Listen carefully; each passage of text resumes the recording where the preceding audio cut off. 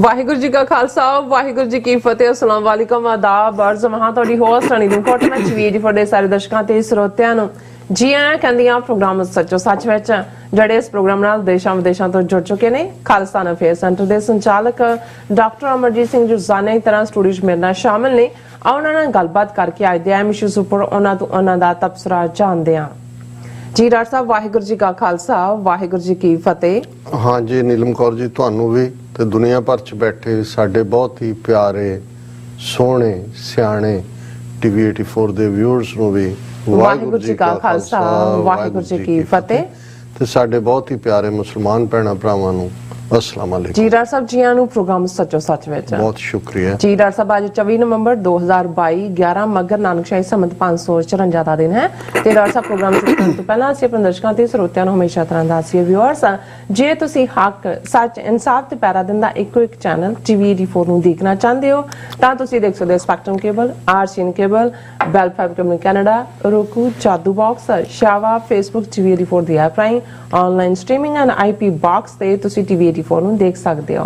Viewers ਜੇ ਤੁਸੀਂ TV 84 ਨਾਲ ਜਾਂ ਪ੍ਰੋਗਰਾਮ ਸੱਚੋ ਸੱਚ ਨਾਲ ਫੇਸਬੁੱਕ ਰਾਹੀਂ ਜੁੜੇ ਤਾਂ ਇਸ ਨੂੰ ਵੱਧ ਲਾਈਕ ਕਰੋ ਤੇ ਸ਼ੇਅਰ ਕਰੋ ਅਤੇ ਨਾਲ ਹੀ YouTube ਤੇ ਸਬਸਕ੍ਰਾਈਬ ਵੀ ਕਰੋ। ਇਹ ਵੀ ਦੱਸੇ ਕਿ ਤੁਸੀਂ ਟੀਵੀ 84 ਦੀ ਐਪ ਨੂੰ ਐਂਡਰੋਇਡ ਐਂਡ ਐਪ ਸਟੋਰ ਤੇ ਡਾਊਨਲੋਡ ਕਰਕੇ ਜੋ ਟੀਵੀ 84 ਦੀ ਲਾਈਵ ਸਟ੍ਰੀਮ ਹੈ ਇਸ ਨੂੰ ਤੁਸੀਂ 24 ਆਵਰਸ ਦੇਖ ਸਕਦੇ ਹੋ।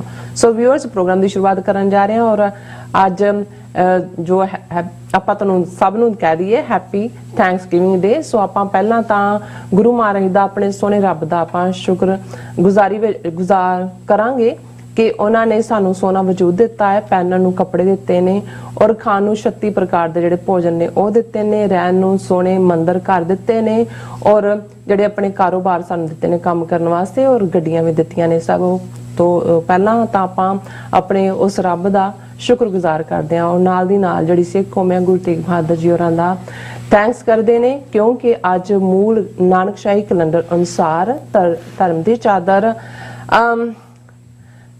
ਇਨਸਾਨੀ ਹੱਕਾਂ ਦੇ ਪੈਗੰਬਰ ਸਿੱਖਾਂ ਦੇ 9ਵੇਂ ਪਾਤਸ਼ਾਹ ਗੁਰੂ ਤੇਗ ਬਹਾਦਰ ਸਾਹਿਬ ਦਾ ਸ਼ਹੀਦੀ ਦਿਨ ਹੈ ਔਰ ਨਾਲ ਹੀ ਭਾਈ ਮਤੀ ਦਾਸ ਭਾਈ ਸਤੀ ਦਾਸ ਅਤੇ ਭਾਈ ਦਿਆਲਾ ਜੀ ਦਾ ਸ਼ਹੀਦੀ ਦਿਨ ਵੀ ਹੈ। ਸੋ ਇਹ ਸ਼ਹਾਦਤਾਂ ਸੱਚ ਹੱਕ ਇਨਸਾਫ ਦੇ ਰਸਤੇ ਤੇ ਤੁਰਦਿਆਂ ਚਲਦਿਆਂ ਮੁੱਢਲੀਆਂ ਧਾਰਮਿਕ ਅਤੇ ਸਿਵਲ ਆਜ਼ਾਦੀਆਂ ਲਈਆਂ ਹੋਈਆਂ। ਸੋ ਜਿਵੇਂ ਕਿ ਆਪਾਂ ਤੁਹਾਨੂੰ ਦੱਸਿਆ ਕਿ ਅੱਜ ਥੈਂਕਸਗਿਵਿੰਗ ਡੇ ਵੀ ਹੈ। ਸੋ ਅਕਾਲ ਪੁਰਖ ਦੇ ਸ਼ੁਕਰਾਨੇ ਦੇ ਨਾਲ ਨਾਲ ਅਸੀਂ ਇਨਸਾਨੀ ਹਕੂਕਾਂ ਦੇ ਪੈਗੰਬਰ ਗੁਰੂ ਤੇਗ ਬਹਾਦਰ ਸਾਹਿਬ ਜੀ ਦੇ ਸ਼ੁਕਰਗੁਜ਼ਾਰ ਹਾਂ ਔਰ ਜਿਨ੍ਹਾਂ ਨੇ ਕੁੱਲ ਦੁਨੀਆ ਨੂੰ ਪਿਆਰ ਸਹਿਨਸ਼ੀਲਤਾ ਤੇ ਦੂਸਰਿਆਂ ਦੇ ਧਾਰਮਿਕ ਅਕੀਦੇ ਦਾ ਸਤਿਕਾਰ ਕਰਨ ਦਾ ਉਪਦੇਸ਼ ਆਪਣੀ ਸ਼ਹਾਦਤ ਦੇ ਨਾਲ ਦਿੱਤਾ ਹੈ। ਸੋ ਇਸ ਬਾਰੇ ਆਪਾਂ ਗੱਲਬਾਤ ਕਰਨ ਜਾ ਰਹੇ ਹਾਂ।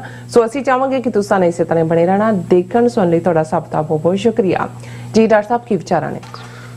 ਦੇਖੋ ਤੁਸੀਂ ਬਹੁਤ ਚੰਗੀ ਸ਼ੁਰੂਆਤ ਕੀਤੀ ਕਿਉਂਕਿ ਜਦੋਂ ਅਸੀਂ ਵੈਸੇ ਤਾਂ ਹਰ ਪਲ ਸਾਡਾ ਅਕਾਲ ਪੁਰਖ ਦੇ ਵਾਹਿਗੁਰੂ ਦੇ ਅੱਲਾਹ ਤਾਲਾ ਦੇ ਰੱਬ ਦੇ ਸ਼ੁਕਰਾਨੇ ਦੇ ਵਿੱਚ ਹੋਣਾ ਚਾਹੀਦਾ ਕਿ ਜਿਸ ਵਾਹਿਗੁਰੂ ਨੇ ਸਾਨੂੰ ਇਨਸਾਨੀ ਵਜੂਦ ਦਿੱਤਾ ਰਹਿਣ ਦੇ ਲਈ ਖਾਣ ਦੇ ਲਈ ਜੀਵਨ ਦੀਆਂ ਸਹੂਲਤਾਂ ਔਰ ਫਿਰ ਅਮਰੀਕਾ ਵਰਗੇ ਮੁਲਕ ਦੇ ਵਿੱਚ ਪਹੁੰਚਾਇਆ ਜਿੱਥੇ ਘੱਟੋ ਘੱਟ ਇਨਸਾਨੀ ਜ਼ਿੰਦਗੀ ਦੀ ਕੋਈ ਕਦਰ ਹੈ ਔਰ ਜਦੋਂ ਅਸੀਂ ਵਸਦੇ ਰਸਤੇ ਪਰਿਵਾਰ ਔਰ ਉਹਨਾਂ ਦੀ ਖੁਸ਼ਹਾਲੀ ਦੀ ਗੱਲ ਕਰਦੇ ਹਾਂ ਤੇ ਹਰ ਪਲ ਸਾਡੇ ਮੁਖ ਚੋਂ ਸ਼ੁਕਰ ਸ਼ੁਕਰ ਸ਼ੁਕਰ ਇਹ ਲਫ਼ਜ਼ ਹੀ ਨਿਕਲਣੇ ਚਾਹੀਦੇ ਨੇ ਕਿਉਂਕਿ ਅਸੀਂ ਕਦੇ ਵੀ ਰੱਬ ਦਾ ਦੇਣਾ ਨਹੀਂ ਦੇ ਸਕਦੇ।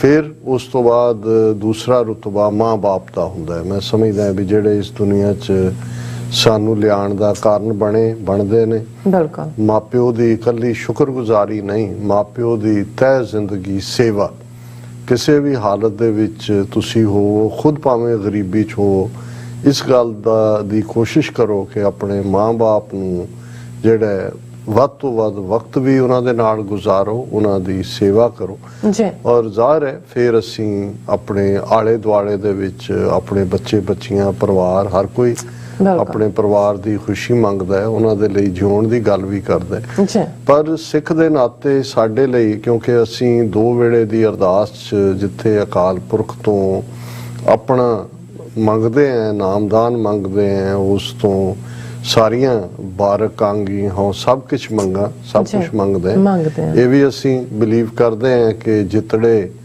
ਫਲ ਮਨ ਬਾਂਛੀ ਹੈ ਤਿਤੜੇ ਸਤਿਗੁਰ ਪਾਸ। ਜੀ। ਗੁਰੂ ਰਹਿਮਤ ਕਰਕੇ ਜੋ ਮੰਗੋ ਉਹ ਦਿੰਦਾ ਵੀ ਹੈ। ਜੀ। ਪਰ ਉਸ ਦੇ ਨਾਲ ਫਿਰ ਸਾਡਾ ਵੱਡਾ ਪਰਿਵਾਰ ਖਾਲਸਾ ਪਰਿਵਾਰ, ਸਾਡਾ ਕੌਮੀ ਪਰਿਵਾਰ, ਜਿਹਦੇ ਲਈ ਵੀ ਅਸੀਂ ਰੋਜ਼ਾਨਾ ਅਰਦਾਸ 'ਚ ਜਹਾਂ ਜਹਾਂ ਖਾਲਸਾ ਜੀ ਸਾਹਿਬ ਤਹਾਂ ਤਹਾਂ ਰੱਖਿਆ ਰਿਆਇਤ, ਇਹ ਵੀ ਅਸੀਂ ਮੰਗਦੇ। ਬਿਲਕੁਲ। ਔਰ ਫਿਰ ਸਾਡੀ ਅਰਦਾਸ ਨਾਨਕ ਨਾਮ ਚੜ੍ਹਦੀ ਕਲਾ ਤੇਰੇ ਪਾਣੇ ਸਰਬੱਤ ਦਾ ਭਲਾ।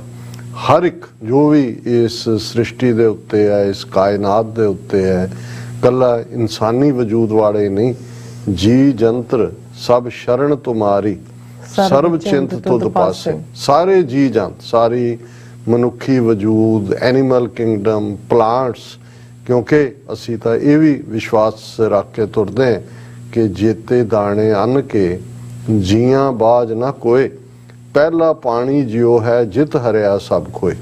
ਕਿ ਕੋਈ ਵੀ ਜਿਹੜਾ ਪਲਾਂਟ ਹੈ ਉਹ ਵੀ ਜ਼ਿੰਦਗੀ ਤੋਂ ਬਿਨਾਂ ਨਹੀਂ। ਸੋ ਜਦੋਂ ਤੁਸੀਂ ਸ਼ੁਕਰਾਨੇ ਚਾਹੋਗੇ, ਜਦੋਂ ਤੁਸੀਂ ਰੱਬ ਦੀਆਂ ਰਹਿਮਤਾਂ ਵੱਲ ਦੇਖੋਗੇ, ਤੇ ਫਿਰ ਮੂੰਹ ਚੋਂ ਇੱਕੋ ਹੀ ਲਫ਼ਜ਼ ਨਿਕਲਦਾ ਹੈ, ਵਾਹ ਵਾਹ। ਤੇ ਇਹੀ ਹੈ ਵਾਹੋ ਵਾਹੋ ਕਾ ਕੀਆ ਤਮਾਸ਼ਾ। ਜਦੋਂ ਅਸੀਂ ਵਾਹਿਗੁਰੂ ਸਿਮਰਨ ਦੀ ਗੱਲ ਕਰਦੇ ਹਾਂ, ਸੋ ਇਸ ਵਾਹ ਵਾਹ ਦੇ ਵਿੱਚ ਸ਼ੁਕਰ ਵੀ ਹੈ, ਇਸ ਵਾਹ ਵਾਹ ਦੇ ਵਿੱਚ ਹੁਕਮ ਰਜ਼ਾਈ ਚੱਲਣਾ ਵੀ ਹੈ, ਇਸ ਵਾਹ ਵਾਹ ਦੇ ਵਿੱਚ ਸਰਬੱਤ ਦਾ ਭਲਾ ਵੀ ਹੈ, ਇਸ ਵਾਹ ਵਾਹ ਦੇ ਵਿੱਚ ਬਲਿਹਾਰੀ ਕੁਦਰਤ ਵਸਿਆ ਤੇਰਾ ਅੰਤ ਨਾ ਜਾਈ ਲਖਿਆ, ਇਨਫਿਨਿਟ ਨੇਚਰ ਵੀ ਹੈ। ਔਰ ਬੇਸ਼ੱਕ ਕੈਨੇਡਾ ਵਾਲੇ ਆਪਣਾ ਮਨਾ ਚੁੱਕੇ ਨੇ ਥੈਂਕਸਗਿਵਿੰਗ, ਅਮਰੀਕਾ ਵਾਲੇ ਅੱਜ ਕਰ ਰਹੇ ਨੇ, ਕਹਾਣੀਆਂ ਹਰ ਇੱਕ ਦੀਆਂ ਆਪੋ ਆਪਣੀਆਂ। ਇਹਨੂੰ native Americans as a protest day celebrate ਕਰਦੇ ਨੇ, ਕਿਉਂਕਿ ਉਹਨਾਂ ਨੂੰ ਇਹ ਹੈ ਕਿ ਭਾਈ ਜਿਨ੍ਹਾਂ ਨੂੰ ਅਸੀਂ ਆਂਦਿਆਂ ਸਹਾਰਾ ਦਿੱਤਾ, ਖਾਣ ਦੇ ਲਈ ਇਹਨਾਂ ਨੂੰ ਚੀਜ਼ਾਂ ਦਿੱਤੀਆਂ, ਹਰ ਚੀਜ਼ ਤਰ੍ਹਾਂ ਦੀ ਪ੍ਰੋਟੈਕਸ਼ਨ ਦਿੱਤੀ, ਤੇ ਇਹ ਸਾਨੂੰ ਹੀ ਖਾ ਗਏ।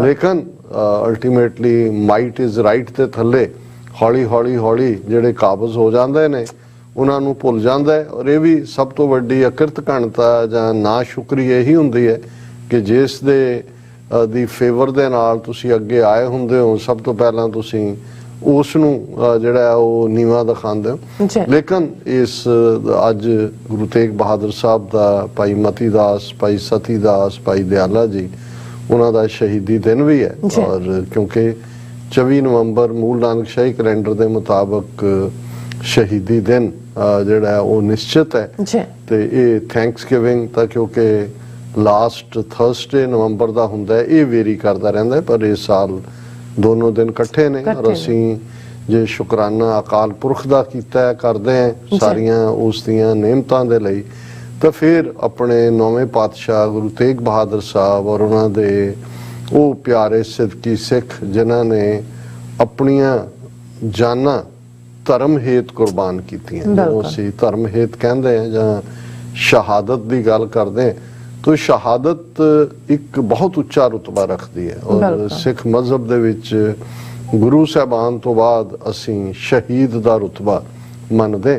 ਔਰ ਇਸ 'ਚ ਵੀ ਕੋਈ ਸ਼ੱਕ ਨਹੀਂ ਹੈ ਕਿ ਦੁਨੀਆ ਦੇ ਲਗਭਗ 8000 ਸਾਲ ਦੇ ਇਤਿਹਾਸ ਦੇ ਵਿੱਚ, ਤਾਰੀਖ ਦੇ ਵਿੱਚ ਹਰ ਮਜ਼ਹਬ ਦੇ ਕੋਲ ਆਪਣੇ ਸ਼ਹੀਦ ਨੇ, ਆਪੋ ਆਪਣੇ ਅਕੀਦੇ ਲਈ ਬਹੁਤ ਕੁਰਬਾਨੀਆਂ ਹਰ ਇੱਕ ਨੇ ਕੀਤੀਆਂ ਨੇ। ਲੇਕਿਨ ਜਦੋਂ ਗੁਰੂ ਤੇਗ ਬਹਾਦਰ ਸਾਹਿਬ ਨੂੰ ਅਸੀਂ ਹਿਊਮਨ ਰਾਈਟਸ ਦੇ ਪੈਗੰਬਰ ਕਿਹਾ ਜਾਂ ਇਨਸਾਨੀ ਹਕੂਕਾਂ ਦੇ, ਕੁੱਲ ਇਨਸਾਨੀਅਤ ਦੇ, ਜਦੋਂ ਅਸੀਂ ਗੁਰੂ ਨਾਨਕ ਸਾਹਿਬ ਨੂੰ ਐਡਰੈਸ ਕਰਦੇ ਹਾਂ, ਉਹਨਾਂ ਦੇ ਲਈ ਤਾਂ ਭਾਈ ਗੁਰਦਾਸ ਜੀ ਨੇ ਇਹ ਅਲਫਾਜ਼ ਵਰਤੇ ਕਿ ਜ਼ਾਹਰ ਪੀਰ ਜਗਤ ਗੁਰ ਬਾਬਾ, ਜਗਤ ਗੁਰ, prophet of the humankind. So ਉਹਨਾਂ ਦੀ ਵਿਚਾਰਧਾਰਾ ਦੇ ਉੱਤੇ ਹੀ ਜਿਹੜਾ ਖਲੋਂਦੇ ਆ ਨੌਵੇਂ ਪਾਤਸ਼ਾਹ ਨੂੰ, ਜਦੋਂ 10ਵੇਂ ਪਾਤਸ਼ਾਹ ਦੇ ਦਰਬਾਰ ਦੇ ਵਿੱਚ 52 ਦਰਬਾਰੀ ਕਵੀ ਸੀ, ਉਹਨਾਂ ਚੋਂ ਕਵੀ ਸੈਨਾਪਤੀ ਜਿਨ੍ਹਾਂ ਦੀਆਂ ਲਿਖਤਾਂ ਮਿਲਦੀਆਂ ਨੇ, ਤੇ ਉਹ ਜਦੋਂ ਗੁਰੂ ਤੇਗ ਬਹਾਦਰ ਸਾਹਿਬ ਦੀ ਸ਼ਹਾਦਤ ਨੂੰ ਬਿਆਨ ਕਰਦੇ ਨੇ, ਤੇ ਫਿਰ ਉਹ ਫਰਮਾਉਂਦੇ ਨੇ ਕਿ ਪ੍ਰਗਟ ਭਏ ਗੁਰੂ ਤੇਗ ਬਹਾਦਰ ਸਗਲ ਸ੍ਰਿਸ਼ਟ ਪੈ ਢਾਪੀ ਚਾਦਰ। ਹੁਣ ਇਹਦੇ 'ਚ ਹਾਲਾਂ ਬਹੁਤ ਸਾਰਾ, ਜਦੋਂ ਤੁਸੀਂ ਇੰਡੀਅਨ ਕੌਂਟੈਕਸਟ ਜਾਂ ਹਿੰਦੂਤਵਾ ਦੇ ਕੌਂਟੈਕਸਟ ਅੱਜ ਦੇਖੋਗੇ, ਤੇ ਜਿਹੜਾ ਲੋਕਾਂ ਦੇ ਵਿੱਚ ਜ਼ਿਆਦਾ ਪਪੂਲਰ ਕਰ ਦਿੱਤਾ ਗਿਆ ਲਫ਼ਜ਼, ਉਹ ਤੇਗ ਬਹਾਦਰ ਹਿੰਦ ਦੀ ਚਾਦਰ ਹੈ। ਬਿਲਕੁਲ। ਜਦੋਂ ਹੁਣ ਹਿੰਦ ਦੀ ਚਾਦਰ ਇਵੇਂ ਹੀ ਹੈ ਜਿਵੇਂ ਕਿ ਉਹਨਾਂ ਨੂੰ ਇੱਕ ਨੈਸ਼ਨਲਿਸਟ ਬਣਾ ਕੇ ਇੱਕ ਭੂਮੀ ਦੇ ਖਿੱਤੇ ਦੇ ਨਾਲ ਬੰਨ੍ਹ ਦੇਣਾ, ਇਹਦੇ 'ਚ ਵੀ ਕੋਈ ਸ਼ੱਕ ਨਹੀਂ ਹੈ ਕਿ ਗੁਰੂ ਤੇਗ ਬਹਾਦਰ ਸਾਹਿਬ ਦੀ ਸ਼ਹਾਦਤ ਉਹਨਾਂ ਮਨੁੱਖੀ ਹੱਕਾਂ ਦੇ ਲਈ ਹੈ, ਉਹਨਾਂ ਧਾਰਮਿਕ ਆਜ਼ਾਦੀਆਂ ਦੇ ਲਈ ਹੈ ਜਿਹੜੇ ਧਾਰਮਿਕ ਚਿੰਨ੍ਹਾਂ ਦੇ ਉੱਤੇ ਗੁਰੂ ਸਾਹਿਬ ਦਾ ਵਿਸ਼ਵਾਸ ਨਹੀਂ ਹੈ, ਉਹਨੂੰ ਰਿਜੈਕਟ ਕੀਤਾ ਹੋਇਆ। ਔਰ ਅਸੀਂ ਦੇਖਦੇ ਹਾਂ, ਮੈਂ ਤਾਂ ਇਹਦਾ ਵਨ ਲਾਈਨਰ ਅਕਸਰ ਇਸਤੇਮਾਲ ਕਰਦਾ ਹੁੰਦਾ ਕਿ ਇੱਕ ਪਾਸੇ ਲਗਭਗ 11 ਸਾਲ ਦੀ ਉਮਰ ਦੇ ਵਿੱਚ ਗੁਰੂ ਨਾਨਕ ਸਾਹਿਬ ਨੇ ਪੰਡਤ ਦਾ ਹੱਥ ਫੜ ਲਿਆ ਸੀ ਕਿ ਇਹ ਜਨੇਊ ਜਬਰੀ ਪਾਉਣ ਨਹੀਂ ਦੇਣਾ ਹੈ, ਤੇ ਅੱਜ ਦੇ ਦਿਨ 24 ਨਵੰਬਰ 1675 ਨੂੰ ਗੁਰੂ ਤੇਗ ਬਹਾਦਰ ਸਾਹਿਬ ਨੇ ਔਰੰਗਜ਼ੇਬ ਦਾ ਹੱਥ ਫੜ ਲਿਆ ਸੀ ਕਿ ਇਹ ਜਬਰੀ ਲਾਉਣ ਨਹੀਂ ਦੇਣਾ ਹੈ। ਹੁਣ ਜਨੇਊ, ਤਿਲਕ, ਇਹ ਸਭ ਬ੍ਰਾਹਮਣਵਾਦੀ ਕਰਮਕਾਂਡ ਜਿਸ ਨੂੰ ਗੁਰੂ ਨਾਨਕ ਸਾਹਿਬ ਨੇ ਰਿਜੈਕਟ ਕੀਤਾ, ਔਰ ਗੁਰਸਿੱਖੀ ਦੀ ਨਿਰੋਲ ਜਿਹੜੀ ਵਿਚਾਰਧਾਰਾ ਹੈ ਉਹ ਇਸ ਬ੍ਰਾਹਮਣਵਾਦ ਦੀ ਰਿਜੈਕਸ਼ਨ ਚੋਂ ਨਿਕਲਦੀ ਹੈ। ਪਰ ਜ਼ਬਰਦਸਤੀ ਈਨ ਮਨਾ ਕੇ, ਕਿਸੇ ਦੇ ਉੱਤੇ ਡੋਮੀਨੇਟ ਕਰਕੇ, ਸਿਆਸੀ ਤਾਕਤ ਦੀ ਵਰਤੋਂ ਕਰਕੇ ਮੁੱਢਲੇ ਹੱਕਾਂ ਨੂੰ ਖੋਹਣਾ, ਇਹ ਗੁਰੂ ਦੇ ਇਸ ਦਰਬਾਰ ਦੇ ਅੰਦਰ ਕਬੂਲ ਨਹੀਂ ਹੈ। ਔਰ ਇਹੀ ਕਾਰਨ ਹੈ ਕਿ ਜਦੋਂ ਗੁਰੂ ਕਲਗੀਧਰ ਪਾਤਸ਼ਾਹ ਨੇ, ਜਿਨ੍ਹਾਂ ਦੀ ਉਮਰ ਉਸ ਵੇਲੇ ਲਗਭਗ 8 ਸਾਲ 9 ਮਹੀਨੇ 18 ਦਿਨਾਂ ਦੀ ਸੀ, ਜਦੋਂ ਅੱਜ ਦੇ ਦਿਨ ਗੁਰੂ ਤੇਗ ਬਹਾਦਰ ਸਾਹਿਬ ਦੀ ਸ਼ਹਾਦਤ ਹੁੰਦੀ ਹੈ ਆਲਮੋਸਟ 347 ਸਾਲ ਪਹਿਲਾਂ, ਤੇ ਗੁਰੂ ਕਲਗੀਧਰ ਪਾਤਸ਼ਾਹ ਜਿਹੜੇ, ਔਰ ਅੱਜ ਜਦੋਂ ਗੁਰੂ ਤੇਗ ਬਹਾਦਰ ਸਾਹਿਬ ਦਾ ਸ਼ਹੀਦੀ ਦਿਨ ਹੈ ਤੇ ਗੁਰੂ ਗੋਬਿੰਦ ਸਿੰਘ ਸਾਹਿਬ ਦਾ ਗੁਰਗੱਦੀ ਦਿਵਸ ਵੀ ਹੈ, ਕਿਉਂਕਿ ਇਹ ਜਿਹੜੀ ਕੰਟੀਨਿਊਟੀ ਹੈ ਗੁਰਗੱਦੀ ਦੀ, ਇਹਦੇ 'ਚ ਇਹ ਨਹੀਂ ਹੁੰਦਾ ਕਿ ਵਿੱਚ ਕੋਈ ਗੈਪ ਪੈ ਗਿਆ, ਕੋਈ ਦੋਸ਼ ਨਹੀਂ। ਜਿਉਂ ਹੀ ਇੱਕ ਗੁਰੂ ਜੋਤ ਜਿਹੜੀ ਹੈ ਉਹ ਵਿਦਾ ਹੁੰਦੀ ਹੈ ਔਰ ਉਹ ਜੋਤ ਦੂਸਰੀ ਕਾਇਆ ਦੇ ਵਿੱਚ, ਦੂਸਰੇ ਵਜੂਦ ਦੇ ਵਿੱਚ ਟਿਕ ਜਾਂਦੀ ਹੈ, ਜਿਸ ਨੂੰ ਸੱਤੇ ਤੇ ਬਲਵੰਡ ਨੇ ਕਿਹਾ ਸੀ, ਜੋਤ ਉਹਾ ਜੁਗਤ ਸਾਏ ਸਹਿ ਕਾਇਆ ਫੇਰ ਪਲਟੀ ਹੈ, ਕਿ ਸਰੀਰ ਬਦਲਦਾ ਹੈ, ਜੋਤ ਔਰ ਜੁਗਤ ਜਿਹੜੀ ਵਿਚਾਰਧਾਰਾ ਹੈ, ਵੇ ਆਫ ਲਾਈਫ ਹੈ, ਉਸ ਦੀ ਕੰਟੀਨਿਊਟੀ ਹੈ। ਔਰ ਅੱਜ ਗੁਰੂ ਕਲਗੀਧਰ ਪਾਤਸ਼ਾਹ ਲਗਭਗ 9 ਸਾਲ ਤੋਂ ਵੀ ਘੱਟ ਉਮਰ ਹੈ, ਉਹ ਗੁਰੂ ਬਣਦੇ ਨੇ, ਔਰ ਉਹਨਾਂ ਨੇ ਲਗਭਗ 42 ਸਾਲ ਦੀ ਹਯਾਤੀ ਦੇ ਵਿੱਚ ਜੋ ਗੁਰੂ ਕਲਗੀਧਰ ਪਾਤਸ਼ਾਹ ਦੀ ਸ਼ਖਸੀਅਤ ਹੈ ਉਸ ਦਾ ਜ਼ਿਕਰ ਤਾਂ ਅਸੀਂ ਆਉਣ ਵਾਲੇ ਦਿਨਾਂ 'ਚ, ਕਿਉਂਕਿ ਨਵੰਬਰ ਮੁੱਕਣ ਵਾਲਾ ਹੈ, ਦਸੰਬਰ ਦਾ ਮਹੀਨਾ, ਤੇ ਫਿਰ ਸ਼ਹੀਦੀ ਪੰਦਰਵਾੜਾ ਉਸ ਦੇ ਵਿੱਚ ਅਸੀਂ ਹਰ ਸਾਲ ਕਰਦੇ ਹਾਂ। ਉਹ ਤਾਂ ਹਰ ਪਲ ਉਹਨਾਂ ਦੇ ਗੁਣ ਗਾਇਨ ਕਰਨ ਵਾਲੇ ਨੇ, ਜਿਨ੍ਹਾਂ ਪ੍ਰਥਾਏ ਜਦੋਂ ਭਾਈ ਗੁਰਦਾਸ ਸਿੰਘ ਜਿਹੜੇ ਉਸ ਵੇਲੇ ਦੇ ਬਾਅਦ ਦੇ ਵਿੱਚ ਹੀ ਹੋਏ ਸ਼ਾਇਰ ਹੋਏ, ਜਿਨ੍ਹਾਂ ਨੇ ਇਹ ਫਰਮਾਇਆ ਕਿ ਵੈ ਪ੍ਰਗਟਿਓ ਮਰਦ ਅਗੰਮੜਾ ਵਰਿਆਮ ਇਕੇਲਾ, ਵਾਹੋ ਵਾਹੋ ਗੋਬਿੰਦ ਸਿੰਘ ਆਪੇ ਗੁਰਚੇਲਾ। ਲੇਕਿਨ ਜਦੋਂ ਉਹਨਾਂ ਨੇ ਆਪਣੇ ਪਿਤਾ ਦੀ ਸ਼ਹਾਦਤ ਦੇ ਉੱਤੇ ਜਿਹੜੀ ਆ ਉਹ ਕਲਮ ਚੁੱਕੀ ਤਾਂ ਫਿਰ ਉਹਨਾਂ ਨੇ ਫਰਮਾਇਆ, ਤਿਲਕ ਜੰਜੂ ਰਾਖਾ ਪ੍ਰਭ ਤਾਂਕਾ, ਕੀਨੋ ਬੜੋ ਕਲੂ ਮੈਂ ਸਾਕਾ, ਸਾਧਨ ਹੇਤ ਇਤੀ ਜਿਨ ਕਰੀ, ਸੀਸ ਦਿਆ ਪਰ ਸੀ ਨਾ ਉਚਰੀ, ਠੀਕਰ ਫੋਰ ਦਲੀਸ ਸਿਰ, ਪ੍ਰਭ ਪੁਰ ਕੀਆ ਭਿਆਨ, तेग बहादुर सी क्रिया, करी न किन्हू आन, तेग बहादुर के चलत पयो जगत को शोक, है सब जग पयो, जय जय जय सुरलोक। हुण इस तो खूबसूरत ट्रिब्यूट और इस सारे छंद दे विच जो गुरु कलगीधर पातशाह ने बयानिया, वो अपने आप दे विच तिलक जंजू राखा प्रभ तांका उन्हां दा, क्योंकि तिलक जंजू नकारे हुए ने, सिक्खी दे विच इन्हां दी कोई थां नहीं है। पर जदों एक हाकम धिर जुल्म दे उत्ते उतारू हुंदी है, जबरदस्ती किसी दा ईमान किसी दा दीन बदलना चाहुंदी है, ते फिर गुरु तेग बहादुर साहब खुद तुर के, ये भी बहुत घट जदों असीं इंसानी तारीख च देखते हैं कि जेड़ा खुद तुर के जेड़ा मकतल दे विच जाए, खुद आनंदपुर साहब तो कश्मीरी पंडितां दी कहानी सारे वाकफ ने, मैं उस दे विच नहीं जावांगा क्योंकि ये वो पीरीयड सी। हालां गुरु तेग बहादुर साहब नूं गुरगद्दी ते बैठे अजे सिर्फ 11 साल होए सी और लंबा वक्त ਉਹਨਾਂ ਦਾ ਜਦੋਂ ਅਸੀਂ ਗੁਰੂ ਤੇਗ ਬਹਾਦਰ ਸਾਹਿਬ ਦਾ ਆਪਣਾ ਜੀਵਨ ਦੇਖਦੇ ਹਾਂ ਉਸ ਤੇ ਵੀ ਅਸੀਂ ਇੱਕ ਪੰਛੀ ਝਾਤ ਪਾਵਾਂਗੇ। ਜੀ ਲੇਕਿਨ ਲਗਭਗ 11 ਸਾਲ ਗੁਰਗੱਦੀ ਤੇ ਬੈਠੇ ਆ, ਜਦੋਂ ਇਹ ਨਜ਼ਰ ਆਉਂਦਾ ਹੈ ਕਿ ਭਾਈ 4 ਚਫੇਰੇ ਔਰੰਗਜ਼ੇਬ ਦੀ ਹਕੂਮਤ ਔਰ ਘੱਟ ਗਿਣਤੀਆਂ ਦੇ ਉੱਤੇ, ਅਕਲੀਅਤਾਂ ਦੇ ਉੱਤੇ, ਜਿਹੜੇ ਜ਼ਾਹਰ ਹੈ ਅਦਰਵਾਈਜ਼ ਗਿਣਤੀ ਵਾਈਜ਼ ਤਾਂ ਅਕਲੀਅਤ ਨਹੀਂ ਸੀ, ਲੇਕਿਨ ਜਿਹੜੀ ਰੂਲਰ ਕਲਾਸ ਸੀ ਉਹਨਾਂ ਦੀ ਚੱਲਦੀ ਸੀ। ਔਰ ਖਾਸ ਤੌਰ ਤੇ ਕਸ਼ਮੀਰ ਦੇ ਵਿੱਚ ਇਹ ਜ਼ੁਲਮ ਦੀ ਹਨੇਰੀ ਹੋਰ ਵੀ ਜ਼ੋਰ ਨਾਲ ਚਲਾਈ ਜਾਂਦੀ ਹੈ ਜੀ ਔਰ ਉੱਥੋਂ ਕਸ਼ਮੀਰੀ ਪੰਡਤ ਜਿਹੜੇ ਨੇ ਫਰਿਆਦੀ ਹੁੰਦੇ ਨੇ ਔਰ ਗੁਰੂ ਤੇਗ ਬਹਾਦਰ ਸਾਹਿਬ ਇਹ ਦੇਖਦੇ ਨੇ ਕਿ ਭਾਈ ਇਸ ਨੂੰ ਜਿਹੜਾ ਚੈਲੰਜ ਕਰਨਾ ਔਰ ਉਹ ਵੀ ਸ਼ਹਾਦਤ ਦੇ ਨਾਲ, ਤਾਂ ਕਿ ਲੋਕਾਂ ਦੇ ਅੰਦਰ ਜਿਹੜਾ ਖੌਫ ਹੈ, ਡਰ ਹੈ, ਭੈ ਇਹ ਦੂਰ ਹੋਏ। ਜੀ ਕਿਉਂਕਿ ਗੁਰੂ ਤੇਗ ਬਹਾਦਰ ਸਾਹਿਬ ਦੀ ਜਿਹੜੀ ਆਪਣੀ ਬਾਣੀ ਸਾਨੂੰ ਇਹ ਯਾਦ ਦਹਾਨੀ ਕਰਵਾਉਂਦੀ ਹੈ, ਭੈ ਕਾਹੂ ਕੋ ਦੇਤ ਨੈ ਭੈ ਮਾਨਤ ਆਨ, ਕਹ ਨਾਨਕ ਇਹ ਜਗਤ ਮੈਂ ਗਿਆਨੀ, ਕਹ ਨਾਨਕ ਸੁਨ ਰੇ ਬਨਾ ਗਿਆਨੀ ਤਾਹੇ ਬਖਾਨ। ਜੀ ਕਿ ਗਿਆਨਵਾਨ ਸਪਿਰਿਚੁਅਲ ਰੂਹਾਨੀ ਇਨਸਾਨ ਕਹਾਣ ਦਾ ਉਹੀ ਹੱਕ ਰੱਖਦਾ ਹੈ ਜਿਹੜਾ ਨਾ ਡਰ ਦਿੰਦਾ ਹੈ ਤੇ ਨਾ ਡਰ ਮੰਨਦਾ। ਇਹ ਰੱਬ ਦੇ ਬੰਦੇ ਦੀਆਂ ਨਿਸ਼ਾਨੀਆਂ ਨੇ। ਅੱਛਾ ਔਰ ਕੱਲ ਵੀ ਜਦੋਂ ਮੈਂ ਗੱਲ ਜਮਾਲ ਔਰ ਜਲਾਲ ਦੀ ਕੀਤੀ ਔਰ ਸਾਡੇ ਇੱਕ ਵੀਰ ਨੇ ਲਿਖਿਆ ਸੀ ਕਿ ਤੁਸੀਂ ਹੁਸਨ ਲਫ਼ਜ਼ ਨਾਲੋਂ ਨੂਰ ਇਸਤੇਮਾਲ ਕਰੋ, ਤੇ ਅੱਜ ਕੁਦਰਤੀ ਜਾਪ ਸਾਹਿਬ ਦੀਆਂ ਇਹ ਤੁਕਾਂ ਮੇਰੇ ਮਨ ਦੇ ਵਿੱਚ ਆ ਰਹੀਆਂ ਸੀ ਕਿ ਗੁਰੂ ਸਾਹਿਬ ਨੇ ਦੋਨੋਂ ਹੀ ਲਫ਼ਜ਼ ਜਦੋਂ ਇਹ ਕਿਹਾ ਕਿ ਹੁਸਨਲ ਜਮਾਲ ਹੈ, ਅਕਾਲ ਪੁਰਖ ਨੂੰ ਕਿਹਾ ਕਿ ਬਈ ਤੇਰਾ ਹੁਸਨ ਜਿਹੜਾ ਉਹ ਜਮਾਲ ਵੀ ਹੁਸਨ ਹੈ, ਹੁਸਨ ਵੀ ਹੁਸਨ ਹੈ। ਔਰ ਇਸੇ ਤਰ੍ਹਾਂ ਕਿ ਜਦੋਂ ਅਸੀਂ ਨੂਰ ਲਫ਼ਜ਼ ਤਾਂ ਕੁਦਰਤ ਤੋਂ ਪੈਦਾ ਹੋਏ ਦੀ ਗੱਲ ਹੈ ਕਿ ਔਰ ਉਹਦੇ ਚ ਵੀ ਜਦੋਂ ਭਾਈ ਨੰਦ ਲਾਲ ਵੀ ਗੁਰੂ ਸਾਹਿਬ ਨੂੰ ਜਿਹੜਾ ਬਿਆਨਦੇ ਨੇ ਨੂਰ ਦੇ ਨਾਲ ਬਿਆਨਦੇ ਨੇ। ਹੁਣ ਇੱਕ ਪਾਸੇ ਇਹ ਰੱਬ ਦੀ ਜੋਤ ਜਿਹੜੀ ਸੱਚ ਹੱਕ ਇਨਸਾਫ ਦੇ ਰਸਤੇ ਤੇ ਤੁਰਦੇ ਆ, ਇਸ ਕਾਇਨਾਤ ਦੇ ਅੰਦਰ ਉਹ ਵੈਲਿਊਜ਼ ਐਸਟੈਬਲਿਸ਼ ਕਰਦੀ ਹੈ ਜਿਹਨੂੰ ਇਨਸਾਨੀ ਹਕੂਕ ਲਫ਼ਜ਼ ਦਾ ਬਹੁਤ ਜਦੋਂ ਸਿਵਲਾਈਜ਼ ਸੁਸਾਇਟੀ ਤੋਂ ਬਾਅਦ ਈਵਨ 20ਵੀਂ ਸਦੀ ਦੇ ਵਿੱਚ ਜਦੋਂ ਪ੍ਰੋਟੋਕਾਲ ਬਣਦੇ ਨੇ, ਯੂਨਾਈਟਿਡ ਨੇਸ਼ਨਸ ਬਣਦਾ, ਉਹਨੂੰ ਕੋਡੀਫਾਈ ਕੀਤਾ ਗਿਆ। ਪਰ ਇਸ ਦੀ ਗੱਲ ਤਾਂ ਸਿੱਖੀ ਦੇ ਵਜੂਦ ਦੇ ਨਾਲ ਗੁਰੂ ਨਾਨਕ ਸਾਹਿਬ ਨੇ ਜਦੋਂ ਬ੍ਰਾਹਮਣਾਂ ਨੂੰ ਵੰਗਾਰਿਆ ਕਿ ਭਾਈ ਤੁਸੀਂ ਸ਼ੂਦਰਾਂ ਦੇ ਨਾਲ ਕੀ ਸਲੂਕ ਕਰਦੇ ਹੋ, ਇਹ ਤਾਂ ਮੈਂ ਤਾਂ ਇਹਨਾਂ ਦੇ ਨਾਲ ਖਲੋਤਾ ਹੈ, ਨਾਨਕ ਤਿੰਨ ਕੈ ਸੰਗ ਸਾਥ ਵੱਡਿਆਂ ਸਿਓ ਕਿਆ ਰੀਸ।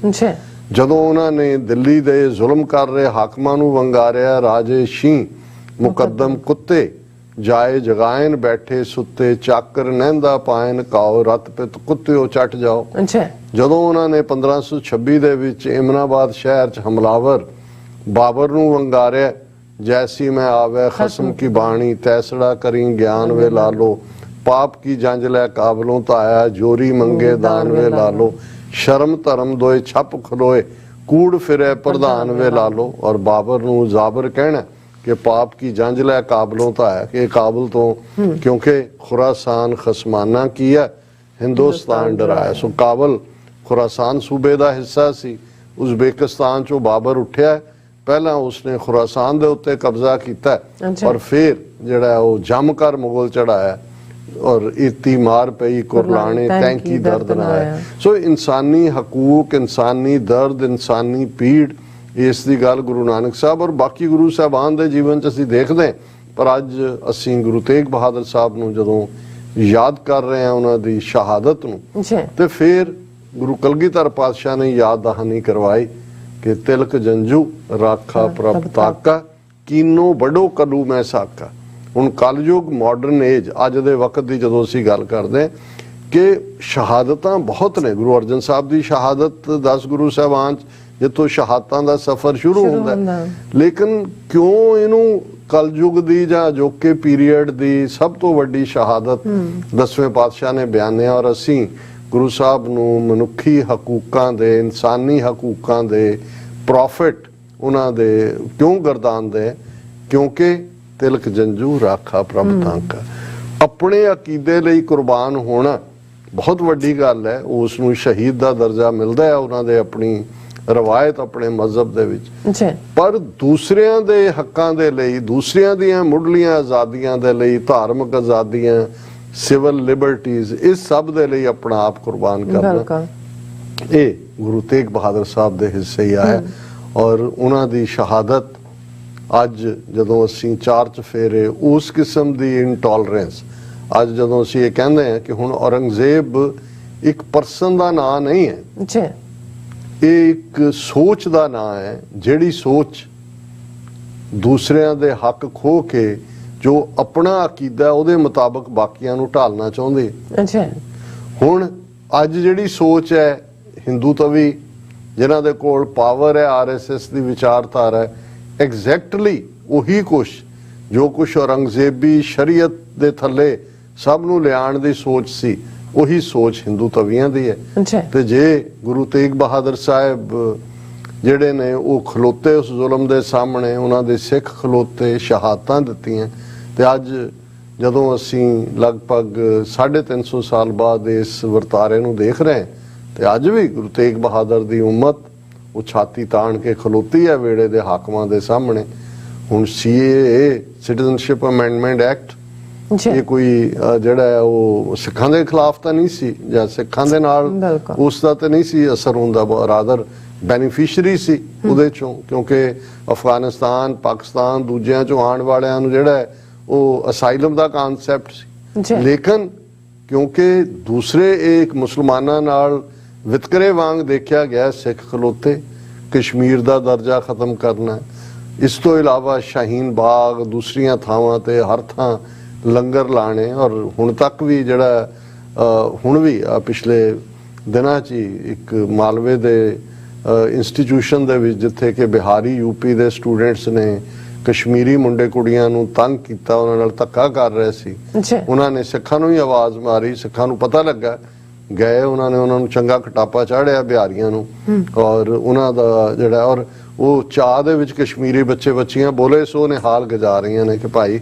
ਸਿੱਖ ਇਹੀ ਕਰੈਕਟਰ ਹੈ। ਜੇ ਗੁਰੂ ਤੇਗ ਬਹਾਦਰ ਸਾਹਿਬ ਦੀ ਸ਼ਹਾਦਤ ਨਾ ਹੋਈ ਹੁੰਦੀ ਤੇ ਸ਼ਾਇਦ ਅਸੀਂ ਵੀ ਉਸ ਤੰਗ ਦਾਇਰਾਕਾਰ ਦੇ ਵਿੱਚ ਆਪੋ ਆਪਣੀ ਮਜ਼ਹਬ ਦੇ ਨਾਂ ਥੱਲੇ ਜਿਵੇਂ ਸੋਚਣ ਵਾਲੀਆਂ ਧਿਰਾਂ ਨੇ ਉਵੇਂ ਹੀ ਸੋਚ ਰਹੇ ਹੁੰਦੇ। ਔਰ ਗੁਰੂ ਤੇਗ ਬਹਾਦਰ ਸਾਹਿਬ ਦੀ ਸ਼ਖਸੀਅਤ ਗੁਰੂ ਹਰਗੋਬਿੰਦ ਸਾਹਿਬ ਦੇ 5 ਸਪੁੱਤਰਾਂ ਚੋਂ ਸਭ ਤੋਂ ਛੋਟੇ ਸਪੁੱਤਰ ਬਚਪਨ ਦਾ ਨਾਂ ਤਿਆਗਮਲ ਔਰ ਇਹ ਵੀ ਇੱਕ ਯੂਨੀਕ ਗੱਲ ਹੈ ਕਿ ਵੀ ਜਦੋਂ ਅਸੀਂ ਇੱਕ ਪਾਸੇ ਗੁਰੂ ਤੇਗ ਬਹਾਦਰ ਸਾਹਿਬ ਦੀ ਬਾਣੀ ਪੜ੍ਹਦੇ ਹਾਂ ਵਿਰਾਗ ਨਾਲ ਭਰੀ ਹੋਈ ਔਰ ਜਦੋਂ ਗੁਰੂ ਗ੍ਰੰਥ ਸਾਹਿਬ ਦਾ ਪਾਠ ਦਾ ਭੋਗ ਪੈਂਦਾ ਹੈ ਅਖੀਰ ਦੇ ਵਿੱਚ 9ਵੇਂ ਮਹੱਲੇ ਦੇ ਸ਼ਲੋਕ ਅਸੀਂ ਪੜ੍ਹਦੇ ਹਾਂ ਤੇ ਫਿਰ ਇਹ ਲੱਗਦਾ ਕਿ ਔਰ ਨਾਂ ਵੀ ਬਚਪਨ ਦਾ ਲੱਗਦਾ ਵੀ ਤਿਆਗਮਲ ਹੀ ਹੈ ਔਰ ਇਹ ਦੁਨੀਆ ਤੋਂ ਜਿਵੇਂ ਬਿਲਕੁਲ ਕਿਨਾਰਾ ਕਰਨ ਦੀ ਲਾਈਨ ਹੈ ਫਿਰ ਤੇਗ ਬਹਾਦਰ ਕਿਵੇਂ ਬਣੇ ਇਹ ਵੀ ਇੱਕ ਯੂਨੀਕ ਗੱਲ ਜਿਹੜੀ ਹੈ ਜਦੋਂ ਅਸੀਂ ਇਤਿਹਾਸ ਦੇ ਪੰਨਿਆਂ ਤੇ ਦੇਖਦੇ ਹਾਂ ਕਿ 5 ਸਪੁੱਤਰ ਨੇ ਗੁਰੂ ਹਰਗੋਬਿੰਦ ਸਾਹਿਬ ਦੇ ਆਪਣੇ ਜੀਵਨ ਦੇ ਵਿੱਚ 4 ਜੰਗਾਂ ਲੜਦੇ ਨੇ ਅਖੀਰਲੀ ਜੰਗ ਚੌਥੀ ਲੜਾਈ ਜਿਹੜੀ ਹੈ ਉਹ ਕਰਤਾਰਪੁਰ ਦੀ ਹੋਈ ਕਰਤਾਰਪੁਰ ਜਿਹੜਾ ਜਲੰਧਰ ਦੇ ਨੇੜੇ ਹੈ ਜਲੰਧਰ ਤੋਂ 15 ਕਿਲੋਮੀਟਰ ਔਰ ਉਸ ਜੰਗ ਦੇ ਵਿੱਚ 11-12 ਸਾਲ ਦੇ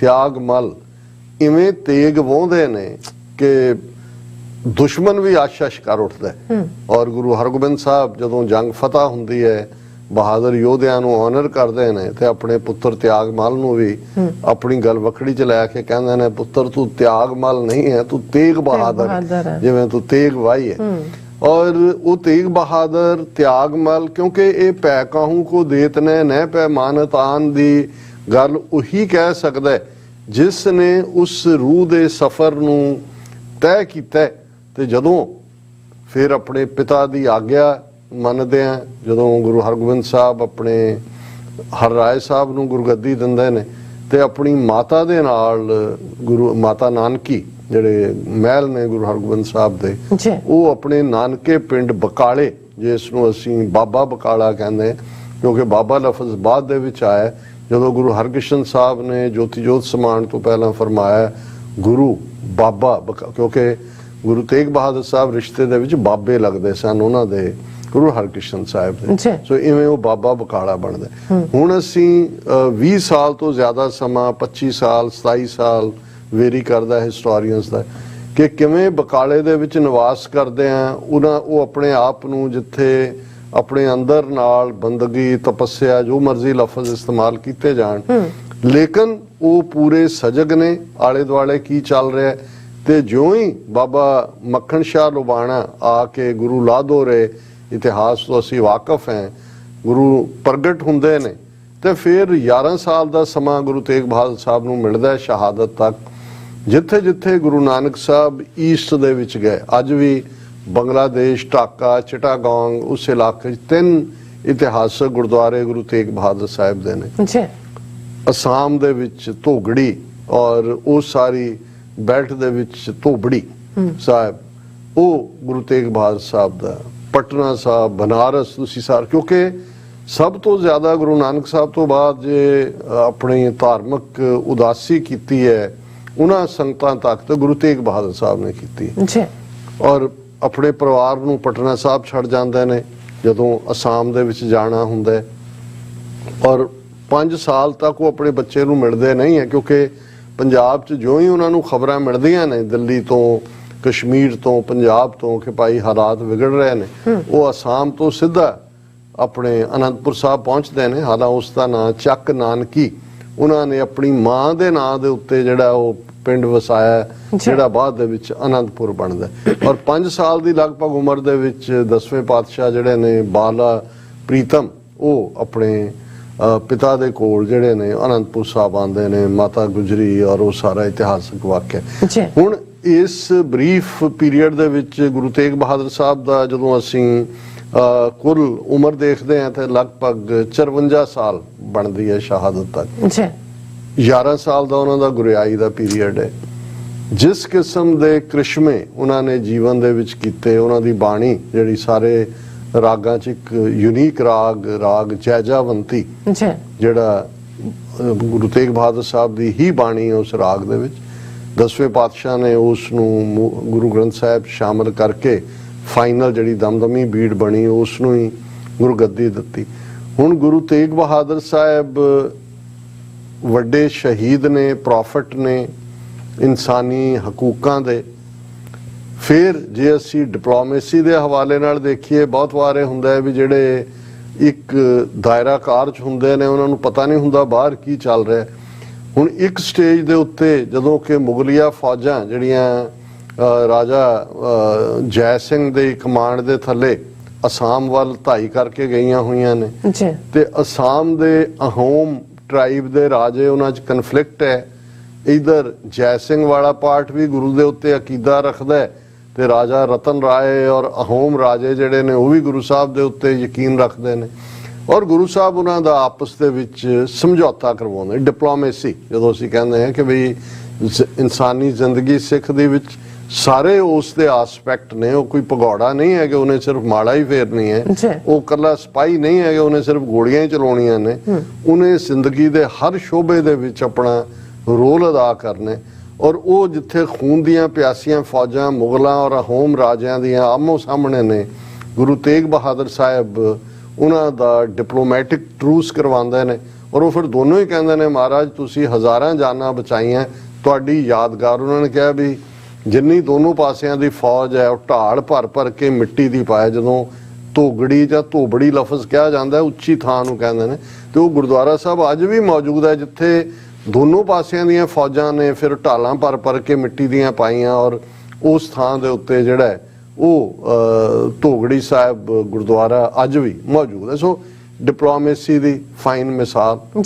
ਔਰ ਦੈਨ ਅਸੀਂ ਸਿੱਖੀ ਪ੍ਰਚਾਰ ਦੇ ਪੱਖੋਂ ਜਿਵੇਂ ਗੁਰੂ ਤੇਗ ਬਹਾਦਰ ਸਾਹਿਬ ਨੇ ਜਿਨ੍ਹਾਂ ਰਵਾਇਤਾਂ ਨੂੰ ਗੁਰੂ ਨਾਨਕ ਸਾਹਿਬ ਨੇ ਜਿਨ੍ਹਾਂ ਨੂੰ ਐਸਟੈਬਲਿਸ਼ ਕੀਤਾ ਉਹਨਾਂ ਨੂੰ ਵੀ ਕੰਟੀਨਿਊ ਕੀਤਾ, ਲੇਕਿਨ ਪੋਲੀਟੀਕਲ ਅਵੇਅਰਨੈਸ ਦੇ ਨੁਕਤਾ ਨਿਗਾਹ ਤੋਂ ਇਸ ਹੱਦ ਤੱਕ ਗੁਰੂ ਤੇਗ ਬਹਾਦਰ ਸਾਹਿਬ ਦਾ ਜੇ ਅਸੀਂ ਸਿੱਖਾਂ ਪ੍ਰਤੀ ਉਹਨਾਂ ਜਾਂ ਸਿੱਖ ਕਿਰਦਾਰ ਕੀ ਹੋਏਗਾ ਤੇ ਉਹਨਾਂ ਦੇ ਨਾਲ ਜਿਹੜੇ 5 ਸਿੱਖ ਦਿੱਲੀ ਲਈ ਰਵਾਨਾ ਹੁੰਦੇ ਨੇ, ਭਾਈ ਜੈਤਾ ਜੀ, ਭਾਈ ਉਦਾ ਜੀ ਤੋਂ ਇਲਾਵਾ ਤਿੰਨੋਂ ਹੀ ਭਾਈ ਮਤੀ ਦਾਸ, ਭਾਈ ਸਤੀ ਦਾਸ, ਭਾਈ ਦਿਆਲਾ, ਉਹਨਾਂ ਨੂੰ ਗੁਰੂ ਤੇਗ ਬਹਾਦਰ ਸਾਹਿਬ ਦੀਆਂ ਅੱਖਾਂ ਦੇ ਸਾਹਮਣੇ ਜਿੱਥੇ ਉਹਨਾਂ ਨੂੰ ਪਿੰਜਰੇ ਦੇ ਵਿੱਚ ਕੈਦ ਕੀਤਾ ਹੋਇਆ ਹੈ, ਬਿਲਕੁਲ ਜਿਹੜਾ ਉਸ ਲਿਮਟਿਡ ਸਪੇਸ ਹੈ, ਔਰ ਉਸ ਪਿੰਜਰੇ ਦੇ ਸਾਹਮਣੇ ਭਾਈ ਮਤੀ ਦਾਸ ਨੂੰ ਆਰੇ ਦੇ ਨਾਲ ਚੀਰਿਆ ਜਾਂਦਾ ਹੈ, ਭਾਈ ਸਤੀ ਦਾਸ ਨੂੰ ਉਹਨਾਂ ਦੇ ਦੁਆਲੇ ਰੂੰ ਦੇ ਗੋੜੇ ਬੰਨ ਕੇ ਜਿਉਂਦੇ ਜੀ ਅੱਗ ਲਾ ਦਿੱਤੀ ਜਾਂਦੀ ਹੈ, ਭਾਈ ਦਿਆਲਾ ਜੀ ਨੂੰ ਉਬਲਦੀ ਦੇਗ ਦੇ ਵਿੱਚ ਜਿਹੜਾ ਹੈ ਉਹ ਬਹਿਣ ਲਈ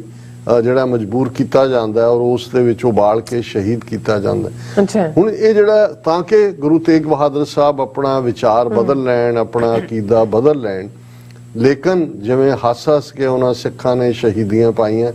ਅਕਸਰ ਜਦੋਂ ਭਾਈ ਮਤੀ ਦਾਸ ਜੀ ਦੀ ਸ਼ਹਾਦਤ ਦਾ ਜ਼ਿਕਰ ਹੁੰਦਾ ਹੈ ਤੇ ਫਿਰ ਜਦੋਂ ਉਹਨਾਂ ਦੇ ਸਿਰ ਦੇ ਉੱਤੇ ਆਰਾ ਰੱਖਿਆ ਜਾਂਦਾ ਹੈ, ਫਤਵਾ ਹੈ ਕਿ ਉਹਨਾਂ ਨੂੰ ਚੀਰ ਕੇ 2 ਫਾੜ ਕਰ ਦਿਓ, ਤੇ ਭਾਈ ਮਤੀ ਦਾਸ ਉੱਪਰ ਆਰੇ ਦੇ ਉਸ ਦੰਦੇ ਨੂੰ ਉਂਗਲ ਲਾ ਕੇ ਜਲਾਦ ਵੱਲ ਦੇਖ ਕੇ ਮੁਸਕਰਾ ਕੇ ਕਹਿੰਦੇ ਨੇ, ਆਰਾ ਪਿਆਰਾ ਲਗਤ ਹੈ ਕਾਰਾ ਕਰੋ ਬਣਾਏ, ਕਿ ਆਰਾ ਤਾਂ ਮੈਨੂੰ ਬਹੁਤ ਪਿਆਰਾ ਲੱਗਦਾ ਹੈ ਪਰ ਤੇਰੇ ਆਰੇ ਦੇ ਦੰਦੇ ਜਿਹੜੇ ਨੇ ਉਹ ਖੁੰਡੇ ਨੇ, ਇਹਨਾਂ ਨੂੰ ਤਿੱਖਿਆਂ ਕਰ।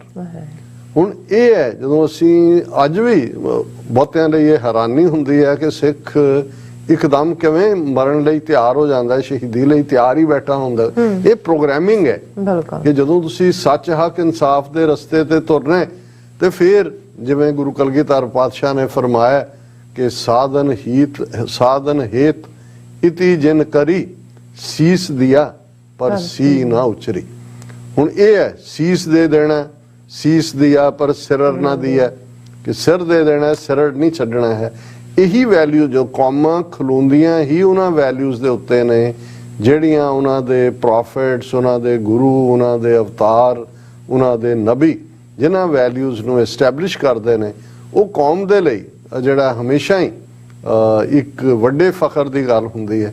ਔਰ ਅਕਸਰ ਫਿਰ ਅਸੀਂ ਉਹੀ ਦੇਖਦੇ ਹਾਂ ਕਿ ਜੇ ਗੁਰੂ ਤੇਗ ਬਹਾਦਰ ਸਾਹਿਬ ਦੀ ਸ਼ਹਾਦਤ ਲਗਭਗ 9 ਸਾਲ ਦੀ ਉਮਰ ਦੇ 10ਵੇਂ ਪਾਤਸ਼ਾਹ ਦੇ ਸਾਹਮਣੇ ਹੁੰਦੀ ਹੈ ਜਾਂ ਉਹਨਾਂ ਵੱਲੋਂ ਤੁਹਾਡੇ ਵਰਗਾ ਹੋਰ ਕੌਣ ਮਹਾਂਪੁਰਖ ਹੈ ਇਹ ਅਲਫਾਜ਼ ਹੁੰਦੇ ਨੇ, ਤੇ ਫਿਰ ਉਹੀ ਗੁਰੂ ਗੋਬਿੰਦ ਸਿੰਘ ਸਾਹਿਬ ਜਦੋਂ ਉਹਨਾਂ ਦੇ ਪੁੱਤਰਾਂ ਸਾਹਿਬਜ਼ਾਦਿਆਂ ਦੀ ਸ਼ਹਾਦਤ ਹੁੰਦੀ ਹੈ ਤੇ ਉਹ ਖੁਸ਼ੀ ਨਾਲ ਜੈਕਾਰੇ ਛੱਡਦੇ ਨੇ, ਸਾਹਿਬਜ਼ਾਦਾ ਅਜੀਤ ਸਿੰਘ, ਸਾਹਿਬਜ਼ਾਦਾ ਜੁਝਾਰ ਸਿੰਘ। ਸੋ ਇਹ ਹੈ ਸ਼ਹੀਦਾਂ ਦਾ ਵਿਰਸਾ, ਸ਼ਹੀਦਾਂ ਦਾ ਇਤਿਹਾਸ ਔਰ ਇਹਨਾਂ ਮੁੱਢਲੀਆਂ ਕਦਰਾਂ ਕੀਮਤਾਂ ਦੇ ਲਈ ਜਿੱਥੇ ਅੱਜ ਅਸੀਂ ਸਾਰੇ ਘਰਾਂ ਦੇ ਵਿੱਚ ਇਕੱਠ ਹੋ ਰਹੇ ਨੇ। ਅਮਰੀਕਾ ਦੇ ਵਿੱਚ ਸਭ ਤੋਂ ਜ਼ਿਆਦਾ ਟ੍ਰੈਫਿਕ ਅੱਜ ਦੇ ਦਿਨ ਸੜਕਾਂ ਤੇ ਹੁੰਦਾ ਹੈ ਕਿਉਂਕਿ ਡਰਾਈਵ ਕਰਕੇ ਹਰ ਇੱਕ ਦਾ ਹੁੰਦਾ ਹੈ ਕਿ ਪਰਿਵਾਰਾਂ ਦੇ ਵਿੱਚ ਪਹੁੰਚਣਾ ਹੈ ਥੈਂਕਸਗਿਵਿੰਗ, ਤੇ ਫਿਰ ਅਸੀਂ ਆਪਣੇ ਖਾਲਸਾ ਪਰਿਵਾਰ ਵੱਲ ਵੀ ਦੇਖੀਏ ਜਿਹੜੇ ਜੇਲ੍ਹਾਂ ਦੇ ਵਿੱਚ ਬੰਦ ਨੇ।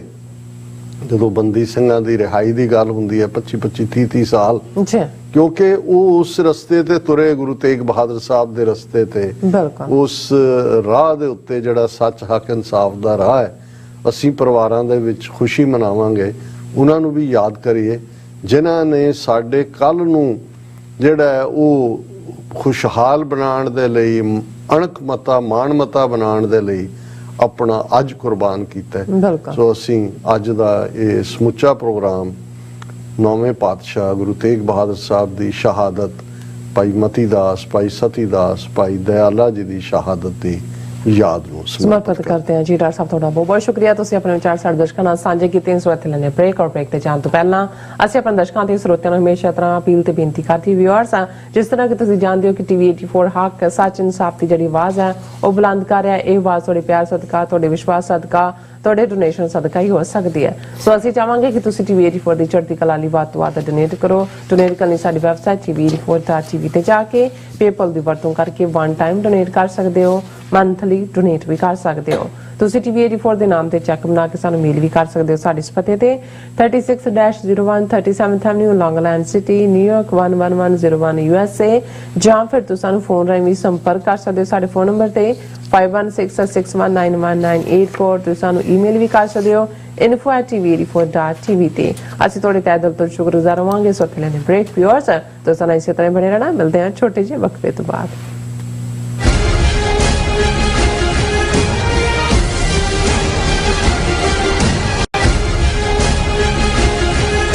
ਇੱਕ ਓੰਕਾਰ,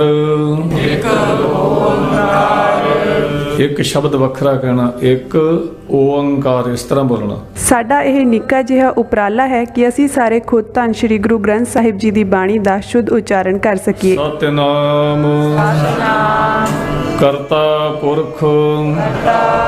ਪਰਿਵਾਰ ਵਿੱਚ ਬੈਠ ਕੇ ਇਸ ਪ੍ਰੋਗਰਾਮ ਨੂੰ ਦੇਖੀਏ ਤੇ ਆਪਣੇ ਪਰਿਵਾਰਾਂ ਨੂੰ ਗੁਰਬਾਣੀ ਨਾਲ ਜੋੜੀਏ।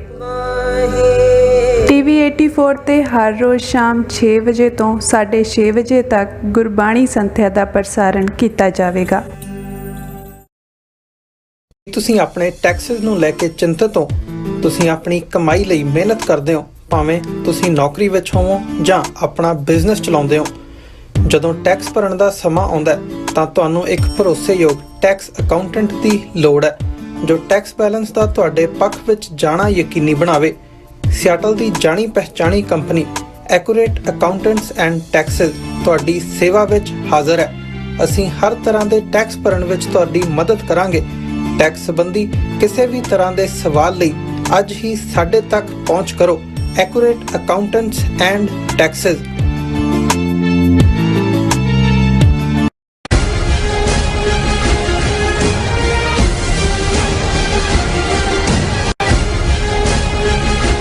ਦਰਸ਼ਕੋ, ਬ੍ਰੇਕ ਤੋਂ ਬਾਅਦ ਤੁਹਾਡਾ ਸਭ ਦਾ ਭਰਪੂਰ ਸਵਾਗਤ ਹੈ। ਸੋ ਵਿਊਅਰਸ, ਸੈਕਿੰਡ ਵਾਲੇ ਸੈਗਮੈਂਟ ਦੇ ਵਿੱਚ ਗੱਲਬਾਤ ਕਰਾਂਗੇ ਕਿ ਔਰੰਗਜ਼ੇਬ ਮਰਿਆ ਨਹੀਂ ਹੈ। ਅੱਜ ਵੀ ਉਹ ਆਰਐਸਐਸ ਦੀ ਹਿੰਦੂਤਵੀ ਵਿਚਾਰਧਾਰਾ ਦੇ ਰੂਪ ਵਿੱਚ ਜਿਉਂਦਾ ਹੈ। ਜੇ ਔਰੰਗਜ਼ੇਬ ਦਾ ਸੁਪਨਾ ਭਾਰਤ ਨੂੰ ਇਸਲਾਮੀ ਰੰਗ ਵਿੱਚ ਰੰਗਣ ਦਾ ਸੀ ਤਾਂ ਆਰਐਸਐਸ ਦੀ ਵਿਚਾਰਧਾਰਾ ਹਰ ਇੱਕ ਨੂੰ ਹਿੰਦੂਤਵਾ ਦੇ ਰੰਗ ਵਿੱਚ ਰੰਗਣ ਦੀ ਹੈ। ਸੋ ਭਾਰਤ ਦੇ ਗ੍ਰਹਿ ਮੰਤਰੀ ਅਮਿਤ ਸ਼ਾਹ ਨੇ ਕਿਹਾ ਹੈ ਕਿ ਜਲਦੀ ਹੀ ਭਾਰਤ ਵਿੱਚ ਯੂਨੀਫਾਰਮ ਸਿਵਲ ਕੋਡ ਲਾਗੂ ਕੀਤਾ ਜਾਵੇਗਾ, ਜਿਸ ਦਾ ਮਤਲਬ ਹੈ ਮੁਸਲਿਮ ਪਰਸਨਲ ਲਾਅ ਨੂੰ ਖਤਮ ਕਰਨਾ। ਸੋ ਇਸ ਬਾਰੇ ਆਪਾਂ ਗੱਲਬਾਤ ਕਰਨ ਜਾ ਰਹੇ ਹਾਂ। ਸੋ ਅਸੀਂ ਚਾਹਾਂਗੇ ਕਿ ਤੁਸੀਂ ਨਾਲ ਇਸੇ ਤਰ੍ਹਾਂ ਬਣੇ ਰਹਿਣਾ।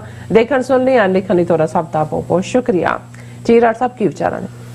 ਦੇਖੋ, ਜਦੋਂ ਔਰੰਗਜ਼ੇਬ ਲਫ਼ਜ਼ ਕਿਹਾ ਜਾਂਦਾ ਹੈ, ਔਰੰਗਜ਼ੇਬ ਸਿਰਫ ਇੱਕ ਨਾਮ ਮਾਤਰ ਨਹੀਂ ਹੈ। ਹਾਲਾਂਕਿ ਇਹ ਵੀ ਉਹਦਾ ਟਾਈਟਲ ਸੀ ਜਦੋਂ ਕਿ ਆਰਨਾਮੈਂਟ ਆਫ ਦਾ ਵਰਲਡ ਇਸ ਕਿਸਮ ਦੀ ਇਹਦੀ ਬਣਦੀ ਹੈ ਜੀ, ਲੇਕਿਨ ਇਹ ਇੱਕ ਸੋਚ ਦਾ ਨਾਂ ਹੈ ਔਰ ਉਹ ਸੋਚ ਜਿਹੜੀ ਰਾਜ ਸੱਤਾ ਤੇ ਪਾਵਰ ਤੇ ਹਾਵੀ ਹੋਣ ਦੇ ਲਈ ਆਪਣੇ ਪਿਓ ਨੂੰ ਕੈਦ ਕਰਦੀ ਹੈ। ਸ਼ਾਹਜਹਾਂ ਦਾ ਐਂਡ ਕਿਵੇਂ ਹੁੰਦਾ ਹੈ, ਆਪਣੇ ਭਰਾਵਾਂ ਦੇ ਖੂਨ ਨਾਲ ਆਪਣੀ ਤਲਵਾਰ ਰੰਗਦੀ ਹੈ, ਆਪਣੇ ਭਰਾਵਾਂ ਨੂੰ ਕਿਵੇਂ ਬਰੂਟਲੀ ਮਾਰਿਆ ਜਾਂਦਾ ਹੈ, ਕਿਵੇਂ ਆਪਣੀ ਭੈਣ ਦੇ ਨਾਲ ਕੀ ਸਲੂਕ ਕੀਤਾ ਜਾਂਦਾ ਹੈ, ਔਰ ਫਿਰ ਕਿਵੇਂ ਮਜ਼ਹਬ ਦਾ ਜਾਂ ਸ਼ਰੀਅਤ ਦਾ ਜਿਹੜਾ ਡੰਡਾ ਇਸਤੇਮਾਲ ਕਰਕੇ ਬਾਕੀਆਂ ਦੇ ਹੱਕਾਂ ਦੇ ਉੱਤੇ ਛਾਪਾ ਮਾਰਿਆ ਜਾਂਦਾ ਹੈ। ਜੀ, ਬੇਸ਼ੱਕ ਇਸ 'ਚ ਕੋਈ ਸ਼ੱਕ ਨਹੀਂ ਹੈ ਕਿ ਔਰੰਗਜ਼ੇਬ ਮੁਗਲਿਆ ਸਲਤਨਤ ਦਾ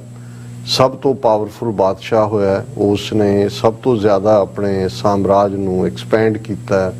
ਕਾਬਲ ਤੋਂ ਲੈ ਕੇ ਦੱਖਣ ਤੱਕ ਉਸ ਦੀ ਤੂਤੀ ਬੋਲਦੀ ਸੀ। ਜੀ, ਉਸ ਨੇ ਲਗਭਗ ਮੇਰਾ ਖਿਆਲ ਹੈ 50 ਸਾਲ ਦੇ ਨੇੜੇ ਤੇੜੇ ਉਸ ਦਾ ਰਾਜ ਦਾ ਟਾਈਮ ਵੀ ਹੈ।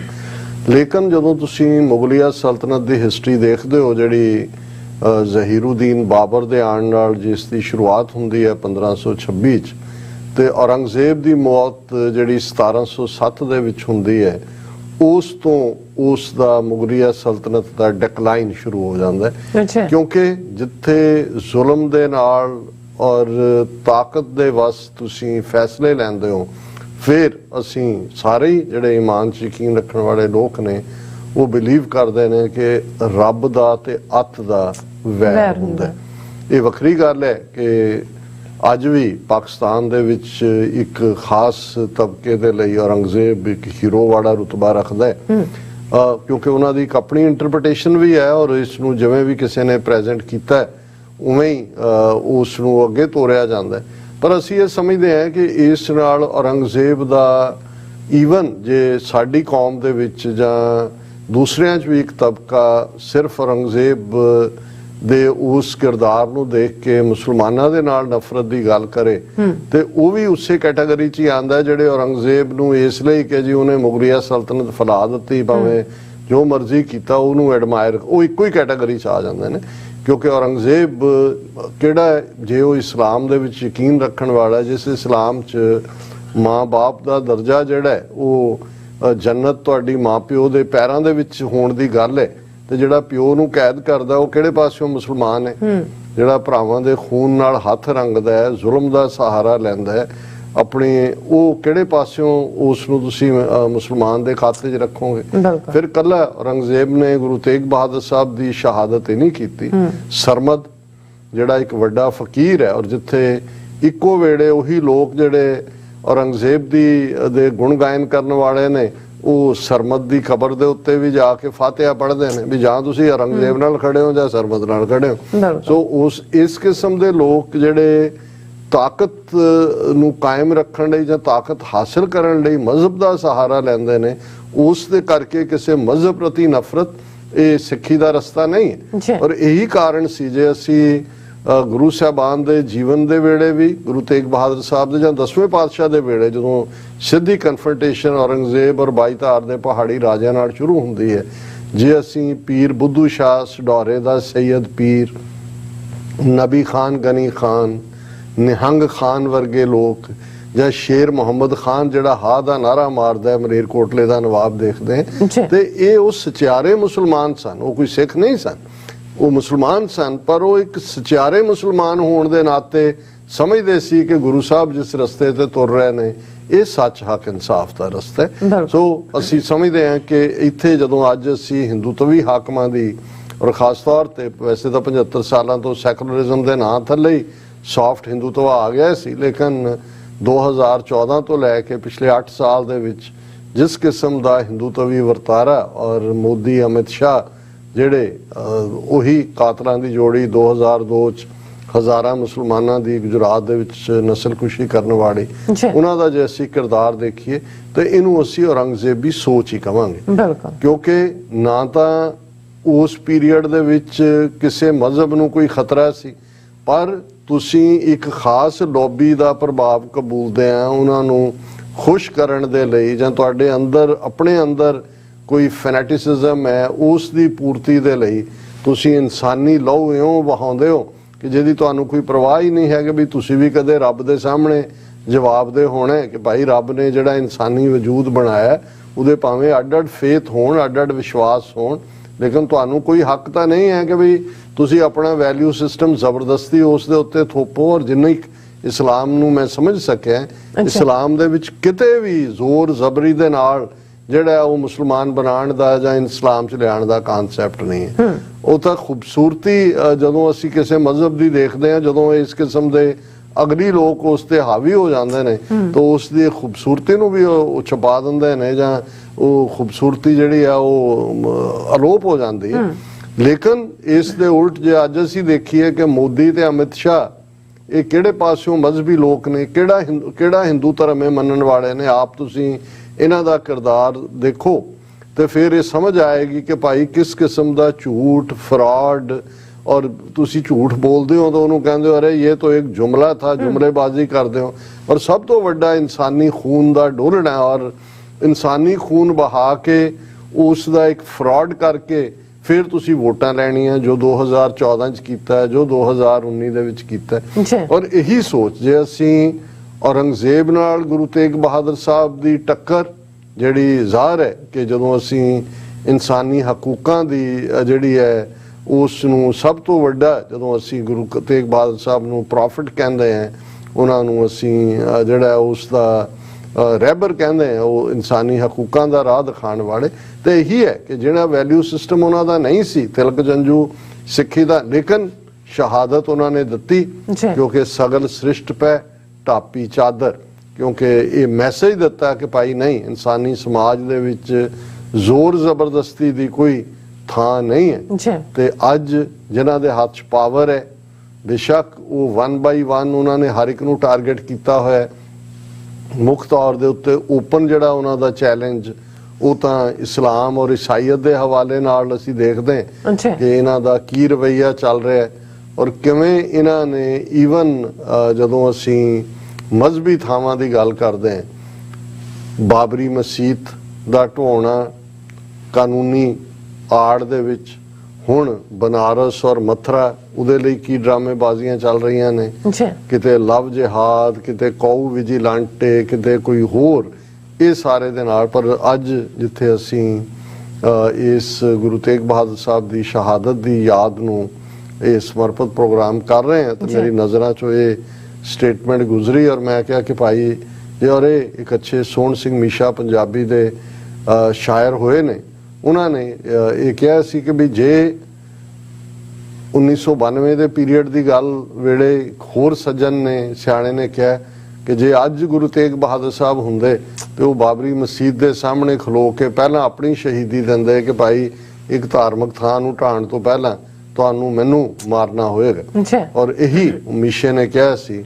ਕਿ ਜਿਹੜਾ ਗੁਰੂ ਨੇ ਦੇ ਕੇ ਕੁਰਬਾਨੀ ਦੱਸਿਆ, ਹਾਂ, ਬਣ ਕੇ ਹਿੰਦ ਦੀ ਧਰਮ ਦੀ ਚਾਦਰ ਸੁਨੇਹਾ ਇਹ ਦਿੱਤਾ ਹੈ ਕਿ ਵੀ ਧਰਮ ਸਾਰੇ ਬਰਾਬਰ ਨੇ, ਕਰੋ ਹਰ ਧਰਮ ਦਾ ਆਦਰ।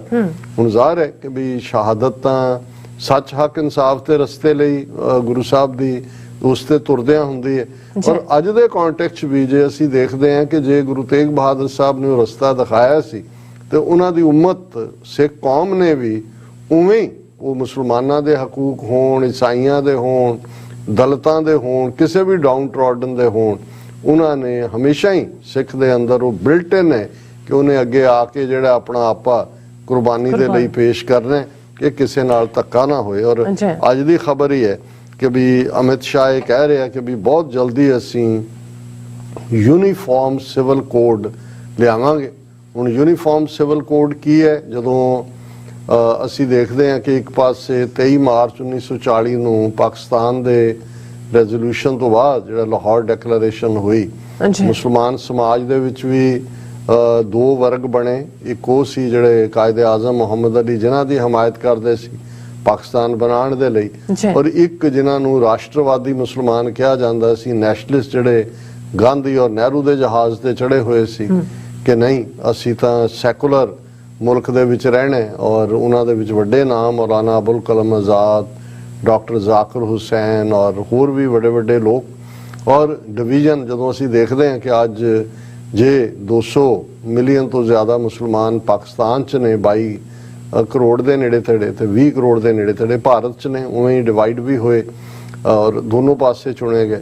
ਲੇਕਿਨ ਉਹ ਜਿਨ੍ਹਾਂ ਨੇ ਭਾਰਤ ਨੂੰ ਜੁਆਇਨ ਕਰਨ ਦਾ ਜਾਂ ਭਾਰਤ ਦੇ ਨਾਲ ਰਹਿਣ ਦਾ ਫੈਸਲਾ ਕੀਤਾ, ਜਿਨ੍ਹਾਂ ਦੀ ਅਗਵਾਈ ਉਸ ਵੇਲੇ ਮੌਲਾਨਾ ਅਬੁਲ ਕਲਮ ਆਜ਼ਾਦ, ਜਿਹੜਾ ਬਹੁਤ ਵੱਡੇ ਸਟੇਚਰ ਦਾ ਬੰਦਾ ਸੀ, ਕਰ ਰਹੇ ਸੀ, ਉਹਨਾਂ ਨੂੰ ਇਹ ਯਕੀਨ ਦਹਾਨੀ ਕਰਵਾਈ ਗਈ ਸੀ ਕਨਸਟੀਟਿਊਸ਼ਨਲੀ। ਸਿੱਖਾਂ ਦੀ ਤਾਂ ਟ੍ਰੈਜੇਡੀ ਇਹ ਹੈ, ਸਾਨੂੰ ਤਾਂ ਕਨਸਟੀਟਿਊਸ਼ਨਲੀ ਹਿੰਦੂ ਬਣਾ ਦਿੱਤਾ ਗਿਆ ਸੀ ਕਿਉਂਕਿ ਆਰਟੀਕਲ 25(b) ਭਾਰਤੀ ਕਨਸਟੀਟਿਊਸ਼ਨ ਦਾ ਸਿੱਖਾਂ, ਬੌਧੀਆਂ, ਜੈਨੀਆਂ ਨੂੰ ਹਿੰਦੂ ਐਲਾਨਦਾ ਹੈ। ਲੇਕਿਨ ਮੁਸਲਮਾਨਾਂ ਦਾ ਪਰਸਨਲ ਲਾਅ ਪਹਿਲਾਂ ਵੀ ਐਗਜ਼ਿਸਟ ਕਰਦਾ ਸੀ, ਉਹਨਾਂ ਦੀ ਜਿਹੜੀ ਹੈ ਬਾਕੀ ਵੀ ਉਹਨਾਂ ਦੇ ਕੋਲ ਹਕੂਕ, 3 ਤਲਾਕ ਤੇ ਜੋ ਬਾਕੀ ਸਾਰੇ। ਸੋ ਉਹਨਾਂ ਨੂੰ ਇਸ ਗੱਲ ਦਾ ਕੋਈ ਖਤਰਾ ਨਹੀਂ ਸੀ ਕਿ ਸਾਡਾ ਮਜ਼ਹਬ ਹਿੰਦੂ ਧਰਮ ਦੇ ਵਿੱਚ ਜਿਹੜਾ ਉਹ ਇਮਰਸ ਹੋਏਗਾ, ਕਿਉਂਕਿ ਉਹਨਾਂ ਨੂੰ ਉਸ ਆਇਨ ਦੇ ਵਿੱਚ ਵੀ ਬਰਾਬਰ ਦੇ ਆਪਣੀ ਅੱਡ ਧਾਰਮਿਕ ਆਜ਼ਾਦੀ ਦੀ ਜਿਹੜੀ ਹੈ ਹਕੂਕ ਦਿੱਤੇ ਗਏ। ਸਿੱਖ ਤਾਂ ਮੰਗਦੇ ਰਹਿ ਗਏ। ਸਿੱਖ ਪਰਸਨਲ ਲਾਅ ਧਰਮ ਯੁੱਧ ਮੋਰਚੇ ਦੀ ਇੱਕ ਮੰਗ ਇਹ ਵੀ ਸੀ ਕਿ ਭਾਈ ਸਾਨੂੰ ਕੱਢੋ ਆਰਟੀਕਲ 25(b) ਚੋਂ। ਹੁਣ ਮੁਸਲਮਾਨਾਂ ਦਾ ਆਪਣਾ ਮੈਰਿਜ ਐਕਟ ਵੀ ਸੈਪਰੇਟ ਹੈ ਔਰ ਉਹਨਾਂ ਦੇ ਸਾਰੇ ਜਿਹੜੇ ਨੇ ਕੇਸਾਂ ਦੇ ਫੈਸਲੇ ਵੀ ਉਹਨਾਂ ਦੇ ਧਾਰਮਿਕ ਅਕੀਦੇ ਮੁਤਾਬਕ ਹੀ ਹੁੰਦੇ ਨੇ। ਵਿਆਹ, ਸ਼ਾਦੀ, ਪ੍ਰਾਪਰਟੀ, ਉਹਦੇ ਨਾਲ ਸਾਨੂੰ ਤਾਂ 6 ਹਿੰਦੂ ਕਾਨੂੰਨਾਂ ਥਲੇ ਜਕੜਿਆ ਹੋਇਆ, Hindu Succession Act, Hindu Minority Act, Hindu Adoption Act, ਪਰ ਉਹ ਇਸਲਾਮ ਦੇ ਹਵਾਲੇ ਨਾਲ ਜਿਹੜੇ ਨੇ ਉਹ ਸਾਰੇ ਡਿਫਰੈਂਟ ਨੇ। ਪਰ ਹੁਣ ਜਿਵੇਂ 3 ਤਲਾਕ ਕਾਨੂੰਨ ਖਤਮ ਕੀਤਾ ਗਿਆ, ਉਹਦੇ 'ਚ ਉਹਨਾਂ ਨੂੰ ਲਿਆ ਕੇ ਉੱਥੇ ਖੜਾ ਕਰਤਾ। ਧਾਰਮਿਕ ਥਾਵਾਂ ਉਹਨਾਂ ਦੀਆਂ ਸੁਰੱਖਿਅਤ ਰਹਿਣਗੀਆਂ ਜਿਵੇਂ ਦੀਆਂ ਨੇ, ਉਸੇ ਫਾਰਮ 'ਚ। ਉਹ ਅਸੀਂ ਦੇਖਦੇ ਹਾਂ ਵੀ ਇੱਕ ਤੋਂ ਬਾਅਦ ਇੱਕ ਹਿਸਟੋਰੀਕਲ ਮਸੀਤ ਨੂੰ ਮੰਦਿਰ ਕਹਿ ਕੇ ਕਿਤੇ ਫੁਹਾਰਾ ਨਿਕਲ ਆਉਂਦਾ ਥੱਲੋਂ, ਕਹਿੰਦੇ ਸ਼ਿਵਲਿੰਗ ਹੈ, ਉਹਨੂੰ ESI ਨੂੰ ਸੱਦ ਲੈਂਦੇ ਨੇ, ਆਰਕੀਓਲੋਜੀਕਲ ਸਰਵੇ ਆਫ ਇੰਡੀਆ। ਇਹ ਵੈਲਿਊ ਉਹ ਕਹਿੰਦੇ ਹਾਂ ਇੰਨਾ ਪੁਰਾਣਾ, ਤੇ ਸੁਪਰੀਮ ਕੋਰਟ ਦੇ ਕੋਲ ਫੈਸਲਾ ਆਉਂਦਾ ਤੇ ਉਹ ਇਹ ਕਹਿ ਦਿੰਦਾ ਜੀ ਇਹ ਆਸਥਾ ਦਾ ਮਾਮਲਾ ਹੈ, ਫੇਥ ਦਾ ਮਾਮਲਾ ਹੈ।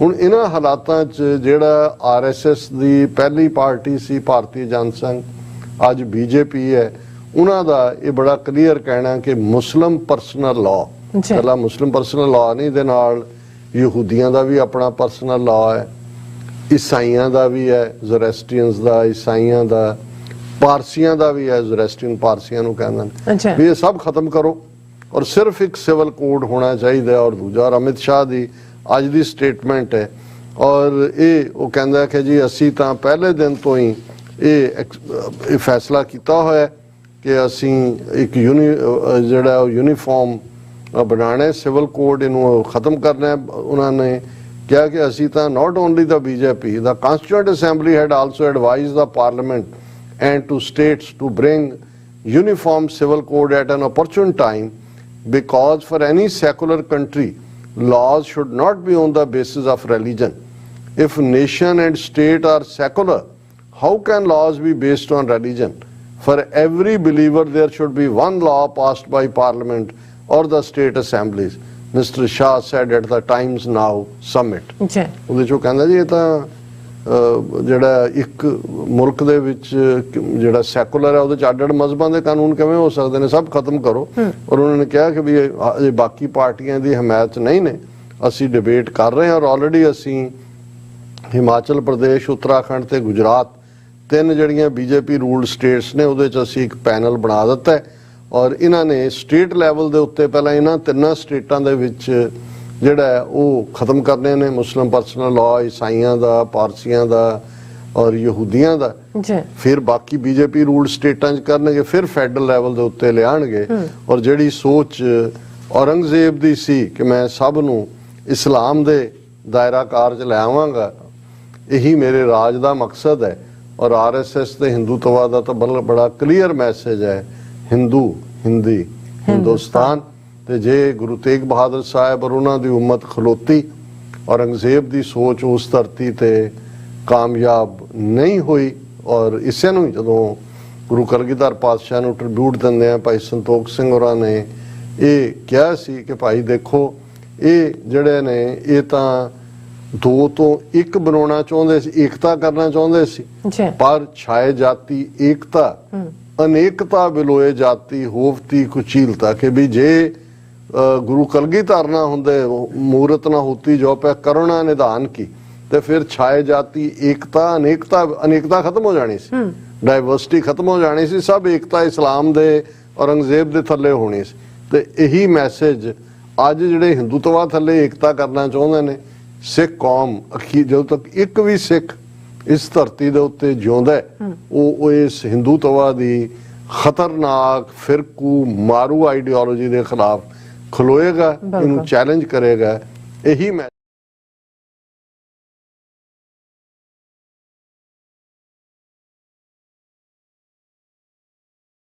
ਜਿਹੜਾ ਅੱਜ ਇਸ ਗੁਰੂ ਤੇਗ ਬਹਾਦਰ ਸਾਹਿਬ ਦੇ ਸ਼ਹੀਦੀ ਦਿਨ ਦੇ ਉੱਤੇ ਵੀ ਅਸੀਂ ਹਜ਼ਾਰਾਂ ਮੀਲ ਦੂਰ ਉਸ ਸੀਸਗੰਜ ਦੀ ਧਰਤੀ ਤੋਂ, ਜਿੱਥੇ ਗੁਰੂ ਤੇਗ ਬਹਾਦਰ ਸਾਹਿਬ ਨੇ ਆਪਣਾ ਸੀਸ ਕੁਰਬਾਨ ਕੀਤਾ, ਭਾਈ ਮਤੀ ਦਾਸ, ਭਾਈ ਸਤੀ ਦਾਸ, ਭਾਈ ਦਿਆਲਾ ਦੀ ਸ਼ਹਾਦਤ ਹੋਈ, ਉਹ ਰਕਾਬਗੰਜ ਦੀ ਧਰਤੀ ਜਿੱਥੇ ਭਾਈ ਲੱਖੀ ਸ਼ਾਹ ਵਣਜਾਰੇ ਨੇ ਆਪਣਾ ਸਭ ਕੁਝ ਗਵਾ ਕੇ ਵੀ ਗੁਰੂ ਤੇਗ ਬਹਾਦਰ ਸਾਹਿਬ ਦੇ ਧੜ ਦਾ ਸੰਸਕਾਰ ਕੀਤਾ।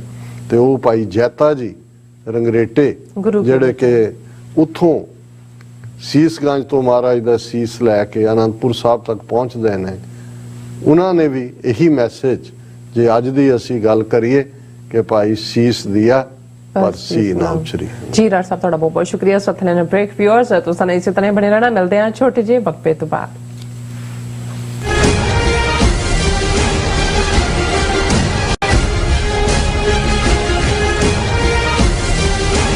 ਕੀ ਤੁਸੀਂ ਰੋਜ਼ਾਨਾ ਕੰਮ ਤੇ ਆਪਣਾ ਵਧੇਰੇ ਸਮਾਂ ਬਿਤਾਉਣ ਤੋਂ ਪਰੇਸ਼ਾਨ ਹੋ? ਆਪਣੀ ਪੂੰਜੀ ਨੂੰ ਕੰਮ ਤੇ ਲਗਾਓ, ਸਾਡੇ ਨਾਲ ਇਨਵੈਸਟ ਕਰੋ। ਅਸੀਂ ਤੁਹਾਡੀ ਪੂੰਜੀ ਤੋਂ ਤੁਹਾਡੇ ਲਈ ਵਧੇਰੇ ਪੈਸੇ ਬਣਾ ਸਕਦੇ ਹਾਂ। ਅਸੀਂ ਪ੍ਰਾਈਵੇਟ ਇਕੁਇਟੀ ਇਨਵੈਸਟਮੈਂਟ ਫਰਮ ਹਾਂ ਤੇ ਕਮਰਸ਼ੀਅਲ ਰੀਅਲ ਏਸਟੇਟ ਵਿੱਚ ਮਾਹਿਰ ਹਾਂ। Property management, leasing, asset management, commercial real estate investment ਵਿੱਚ ਸਾਰੀਆਂ ਸੇਵਾਵਾਂ ਲਈ ਅਮਰੀਕਾ ਭਰ ਵਿੱਚੋਂ ਤੁਸੀਂ ਸਾਡੇ ਤੱਕ ਪਹੁੰਚ ਕਰ ਸਕਦੇ ਹੋ। ਆਜ਼ਾਦ ਕਮਰਸ਼ੀਅਲ ਰੀਅਲਟੀ ਸਰਵਿਸਿਜ਼ ਤੇ Azad family trust, 701 North Port Oak Road, suite number 204, Houston, Texas. ਤੁਸੀਂ ਸਾਨੂੰ ਸਾਡੇ ਫੋਨ ਨੰਬਰ 7136861277 ਤੇ ਵੀ ਸੰਪਰਕ ਕਰ ਸਕਦੇ ਹੋ। Azad Commercial Realty services. ਕੀ ਤੁਹਾਨੂੰ 30, 40 ਜਾਂ 50 ਦਿਨ ਵੇਟ ਕਰਨੀ ਪੈ ਰਹੀ ਹੈ ਤੁਹਾਡੇ ਚੈੱਕ ਲਈ? ਫਿਰ ਬ੍ਰੋਕਰਾਂ ਪਿੱਛੇ ਭੱਜਦੇ ਫਿਰਦੇ ਹੋ ਪੈਸੇ ਲਈ, ਬਹੁਤ ਜ਼ਿਆਦਾ ਟਾਈਮ ਵੇਸਟ ਹੋ ਜਾਂਦਾ ਇੱਦਾਂ ਤਾਂ। ਜੇ ਤੁਸੀਂ ਅੱਜ ਹੀ ਪੈਸੇ ਲੈਣੇ ਤਾਂ ਬੌਬਟੇਲ ਨੂੰ ਕਾਲ ਕਰੋ। ਬੌਬਟੇਲ ਤੁਹਾਡੀਆਂ ਇਨਵੌਇਸਿਸ ਸੇਮ ਡੇ ਫੰਡ ਕਰ ਸਕਦੇ ਹਨ for a small fee, no contract, no reserve and no hidden fees। ਅੱਜ ਹੀ ਕਾਲ ਕਰੋ ਬੌਬਟੇਲ ਨੂੰ ਤੇ ਤੁਹਾਡਾ ਪਹਿਲਾ ਮਹੀਨਾ free. 410 204 2084। Again 410 204 2084। Signature truck service route 81 ਉੱਤੇ ਐਗਜ਼ਿਟ 235 ਤੇ ਟਰੱਕਰ ਵੀਰਾਂ ਲਈ 24 ਘੰਟੇ ਰੋਡ ਸਰਵਿਸ ਦੀ ਸੁਵਿਧਾ ਮੌਜੂਦ। Heavy duty repair, oil change, ਪੁਰਾਣੇ ਅਤੇ ਨਵੇਂ tyre, computer diagnostic, DPF cleaning, brake service ਜਾਂ ਰਸਤੇ ਵਿੱਚ ਆਈ ਹਰ ਤਰ੍ਹਾਂ ਦੀ ਰਿਪੇਅਰ ਪ੍ਰੋਫੈਸ਼ਨਲ ਟੀਮ ਵੱਲੋਂ ਕੀਤੀ ਜਾਂਦੀ ਹੈ। ਬ੍ਰੇਕਫਾਸਟ, ਲੰਚ ਅਤੇ ਡਿਨਰ ਲਈ ਪੰਜਾਬੀ ਢਾਬੇ ਦਾ ਆਨੰਦ ਵੀ ਮਾਣੋ। ਡਰਾਈਵਰ ਅਤੇ ਟਰੱਕ ਆਪਰੇਟਰ ਵੀਰ ਡਿਸਪੈਚ ਦੀ ਸਰਵਿਸ ਲਈ ਸਾਡੇ ਨਾਲ ਸੰਪਰਕ ਕਰਨ। Signature truck service 58 triangle drive, Weyers Cave, Virginia 24486।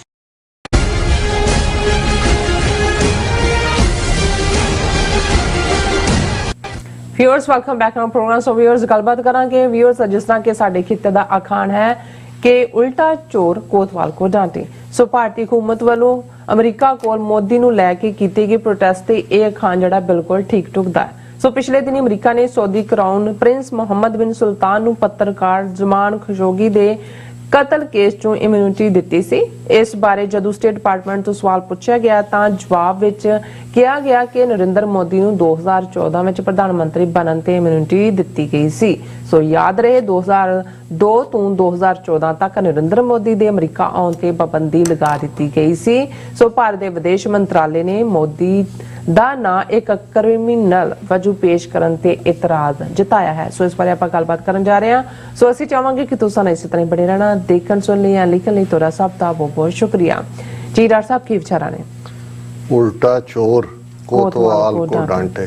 ਚੋਰ ਚੋਰੀ ਕਰ ਰਿਹਾ, ਉਤੋਂ ਕੋਤਵਾਲ ਆ ਗਿਆ ਤੇ ਚੋਰ ਦੇ ਵੱਲ ਘੂਰ ਰਿਹਾ ਕਿ ਤੈਨੂੰ ਨਹੀਂ ਸੀ ਪਤਾ ਮੈਂ ਚੋਰੀ ਕਰਨੀ, ਤੂੰ ਇੱਥੇ ਕੀ ਕਰਨਾ ਹੈ, ਚੱਲ। ਇਹ ਹੈ ਇਹਦਾ ਮਤਲਬ। ਬਿਲਕੁਲ। ਔਰ Narendra Modi criminal of the criminals, ਖੂਨੀਆਂ ਦਾ ਖੂਨੀ, ਕਿਉਂਕਿ ਜਿਹੜਾ ਕਿਸੇ ਇੱਕ ਦਾ ਕਤਲ ਕਰਦੇ ਉਹਨੂੰ ਅਸੀਂ ਮਰਡਰਰ ਕਹਿੰਦੇ ਹਾਂ। ਅੱਛਾ। ਤੇ ਜਿਸ ਦੇ ਹੱਥ ਹਜ਼ਾਰਾਂ ਬੇਗੁਨਾਹ ਦੇ ਖੂਨ ਨਾਲ ਰੰਗੇ ਹੋਣ ਉਹ ਤਾਂ ਖੂਨੀਆਂ ਦਾ ਖੂਨੀ ਹੈ।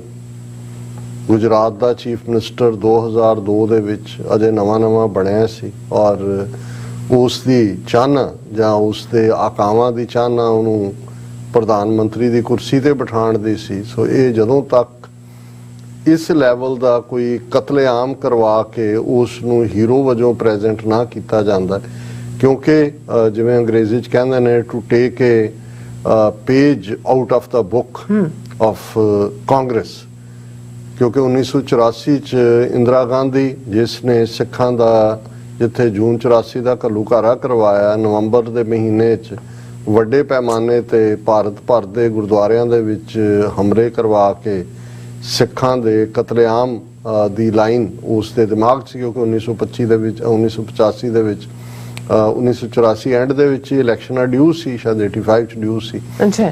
ਔਰ ਉਹ ਤਾਂ ਵਿੱਚ ਗਈ ਹੈਲੋਵੀਨ ਵਾਲੇ ਦਿਨ ਬਾਕੀ ਡੈਣਾ ਦੇ ਕੋਲ ਤੇ ਉਹਦੇ ਮੁੰਡੇ ਰਾਜੀਵ ਗਾਂਧੀ ਨੇ ਫਿਰ ਉਸ ਨੂੰ ਜਿਹੜਾ ਅੱਗੋਂ ਇੰਪਲੀਮੈਂਟ ਕੀਤਾ ਸਿੱਖ ਨਸਲ ਖੁਸ਼ੀ ਨੂੰ, ਔਰ ਲਗਭਗ 3/4 ਜਿਹੜੀਆਂ ਸੀਟਾਂ ਪਾਰਲੀਮੈਂਟ ਦੀਆਂ ਨੇ 1984 ਦੇ ਐਂਡ 'ਚ ਚੋਣਾਂ ਕਰਵਾਈਆਂ ਤੇ ਉਹ ਰਾਜੀਵ ਗਾਂਧੀ ਨੂੰ ਮਿਲੀਆਂ। ਬੀਜੇਪੀ ਨੂੰ ਸਿਰਫ 2 ਸੀਟਾਂ ਮਿਲੀਆਂ।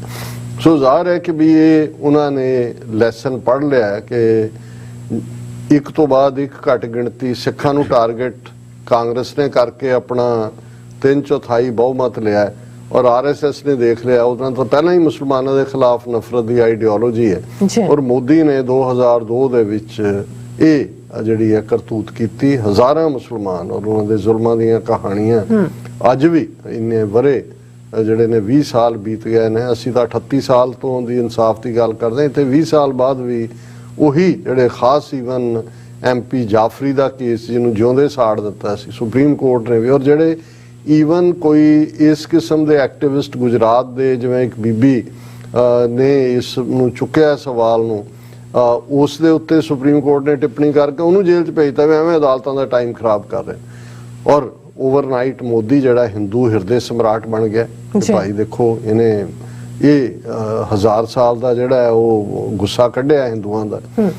ਹੁਣ ਇਹ ਉਹ ਪੀਰੀਅਡ ਸੀ ਕਿ ਅਮਰੀਕਾ ਦੇ ਵਿੱਚ 1990s ਦੇ ਵਿੱਚ ਇੱਕ ਐਕਟ ਪਾਸ ਹੋਇਆ ਜਿਹਦੇ ਥੱਲੇ United States commission on international religious freedom ਹੋਣ ਦੇ ਵਿੱਚ ਆਇਆ ਔਰ ਉਸ ਤੇ ਆਧਾਰਿਤ ਜਿਹੜੀ ਰਿਪੋਰਟ ਹੈ ਉਹ ਐਨੂਅਲੀ ਦਿੱਤੀ ਜਾਂਦੀ ਹੈ ਕਿਸੇ ਵੀ ਕੰਟਰੀ ਦੇ ਲਈ। ਉਹ ਰਿਕਮੈਂਡੇਸ਼ਨ ਕਰਦਾ ਹੈ ਕਿ ਭਾਈ ਇੱਥੇ ਹਿਊਮਨ ਰਾਈਟ ਵਾਇਲੇਟ ਹੋਏ ਨੇ, ਇਹ ਕੰਟਰੀ ਆਫ ਕੰਸਰਨ ਹੈ ਜਿੱਥੇ ਵਾਇਲੇਟ ਹੋ ਰਹੇ ਨੇ, ਇਹ ਪਰਸਨ ਉਹਨਾਂ ਨੂੰ ਨੇਮ ਕੀਤਾ ਜਾਂਦਾ ਹੈ। ਔਰ US ਦਾ ਆਪਣਾ ਲਾਅ ਇਸ ਦੇ ਉੱਤੇ ਹੈ ਕਿ ਭਾਈ ਜਿਹੜਾ ਕੋਈ ਹਿਊਮਨ ਰਾਈਟਸ ਵਾਇਲੇਟਰ ਜਿਹੜਾ ਇਸ ਧਰਤੀ ਤੇ ਆਉਂਦਾ, ਜਿਹੜੇ ਉਹਦੇ ਵਿਕਟਮ ਨੇ, ਉਹਦੇ ਤੇ ਡਾਇਰੈਕਟ ਕੇਸ ਕਰਕੇ ਮੁਆਵਜ਼ੇ ਦੀ ਜਾਂ ਉਹਦੀ ਅਰੈਸਟ ਦੀ ਮੰਗ ਕਰ ਸਕਦੇ ਨੇ। ਸੋ ਇਸ ਸਾਰੇ ਚੋਂ ਹੀ, ਕਿਉਂਕਿ ਇਹ ਜਿਹੜਾ ਐਕਟ US ਸਰਫ ਦੀ ਰਿਪੋਰਟ ਤੇ ਆਧਾਰਿਤ ਜਦੋਂ ਮੋਦੀ ਦੇ ਉੱਤੇ ਪਾਬੰਦੀ ਲਾਈ ਜਾਂਦੀ ਹੈ, ਪਾਬੰਦੀ ਭਾਵੇਂ 2004 ਜਾਂ 5 ਦੇ ਵਿੱਚ ਆਫੀਸ਼ੀਅਲੀ ਲੱਗਦੀ ਹੈ, ਪਰ ਬੇਸ 2002 ਦੀ ਇਹਦੀ ਕਰਤੂਤ ਹੈ ਔਰ ਇਹ 2014 ਤੱਕ ਉਸ ਤੇ ਪਾਬੰਦੀ ਰਹਿੰਦੀ। ਕੱਲੀ ਇਹੀ ਨਹੀਂ, ਅਮਰੀਕਾ ਨੇ ਤਾਂ ਆਪਣੇ ਕਾਨੂੰਨ ਥੱਲੇ ਲਾਈ, ਕੈਨੇਡਾ ਵੀ ਔਰ UK ਵੀ।